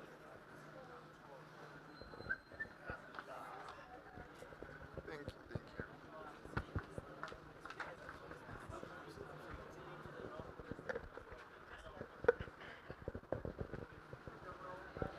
Um, Thank you, Program Director. I think allow me to take this opportunity to show my great pleasure to welcome everyone around here to the inaugural launch of SPU-SAPS Desk and the Campus Community Safety Forum. Thank you very much, General. Thank you very much, Brigadiers. Thank you very much, Colonels and all the officers. I believe that over the past 2 days, we were gathered here not only to celebrate the milestone in campus safety, but also to embark on a journey toward a more secured, supportive, and connected community. The desk is a collaborative endeavor. It is a symbol of partnership between our esteemed institutions and the SAPS. The most beneficial clients here will be our students, whom we are endeavoring to make sure that they are safe and secure. This help desk is not a merely space. It is a beacon of hope for those who seek assistance, guidance, and responsive in the times of need. The purpose of the desk is a multifaceted, as we have already alluded in our speeches. It works as a central point for reporting incidents, a resource of safety information, and a hub of engagement between students and the law enforcement. This includes the campus security. Our goal is to foster an environmental where safety is not an afterthought, but a foundational element of our campus culture. As we launch this desk today, we also launched the Campus Community Safety Forum. And this forum is a platform of dialogue where voices across the campus can be heard and respected. It will be a place of sharing experiences, a place of discussing concerns, and a place of developing solutions collaboratively. In my conclusion, I say, as per the general speech, let us use this desk fruitfully, and let us make use of all the resources that are made available for all of us. I thank you. Thank you, Mr. Kumela. I'm going to call on Major General Ngubelanga, Mr. Kumela, Director Malaka, and I think also Brigadier Mtongana. Yeah? Brigadier? We will now cut the ribbon. Where's DP? SRC? The Deputy President? Thank you. CPF representative? Where's Andros? Please come.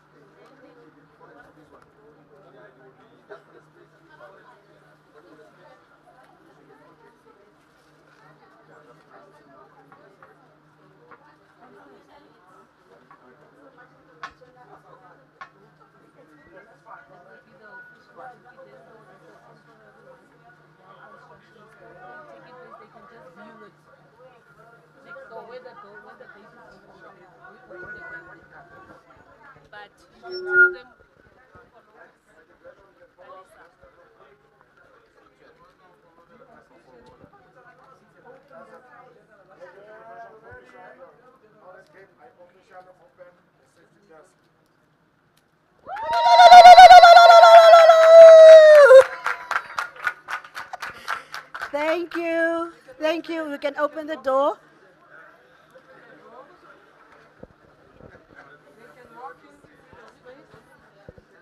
You are welcome to go inside and just view the space. This is temporary. Yeah.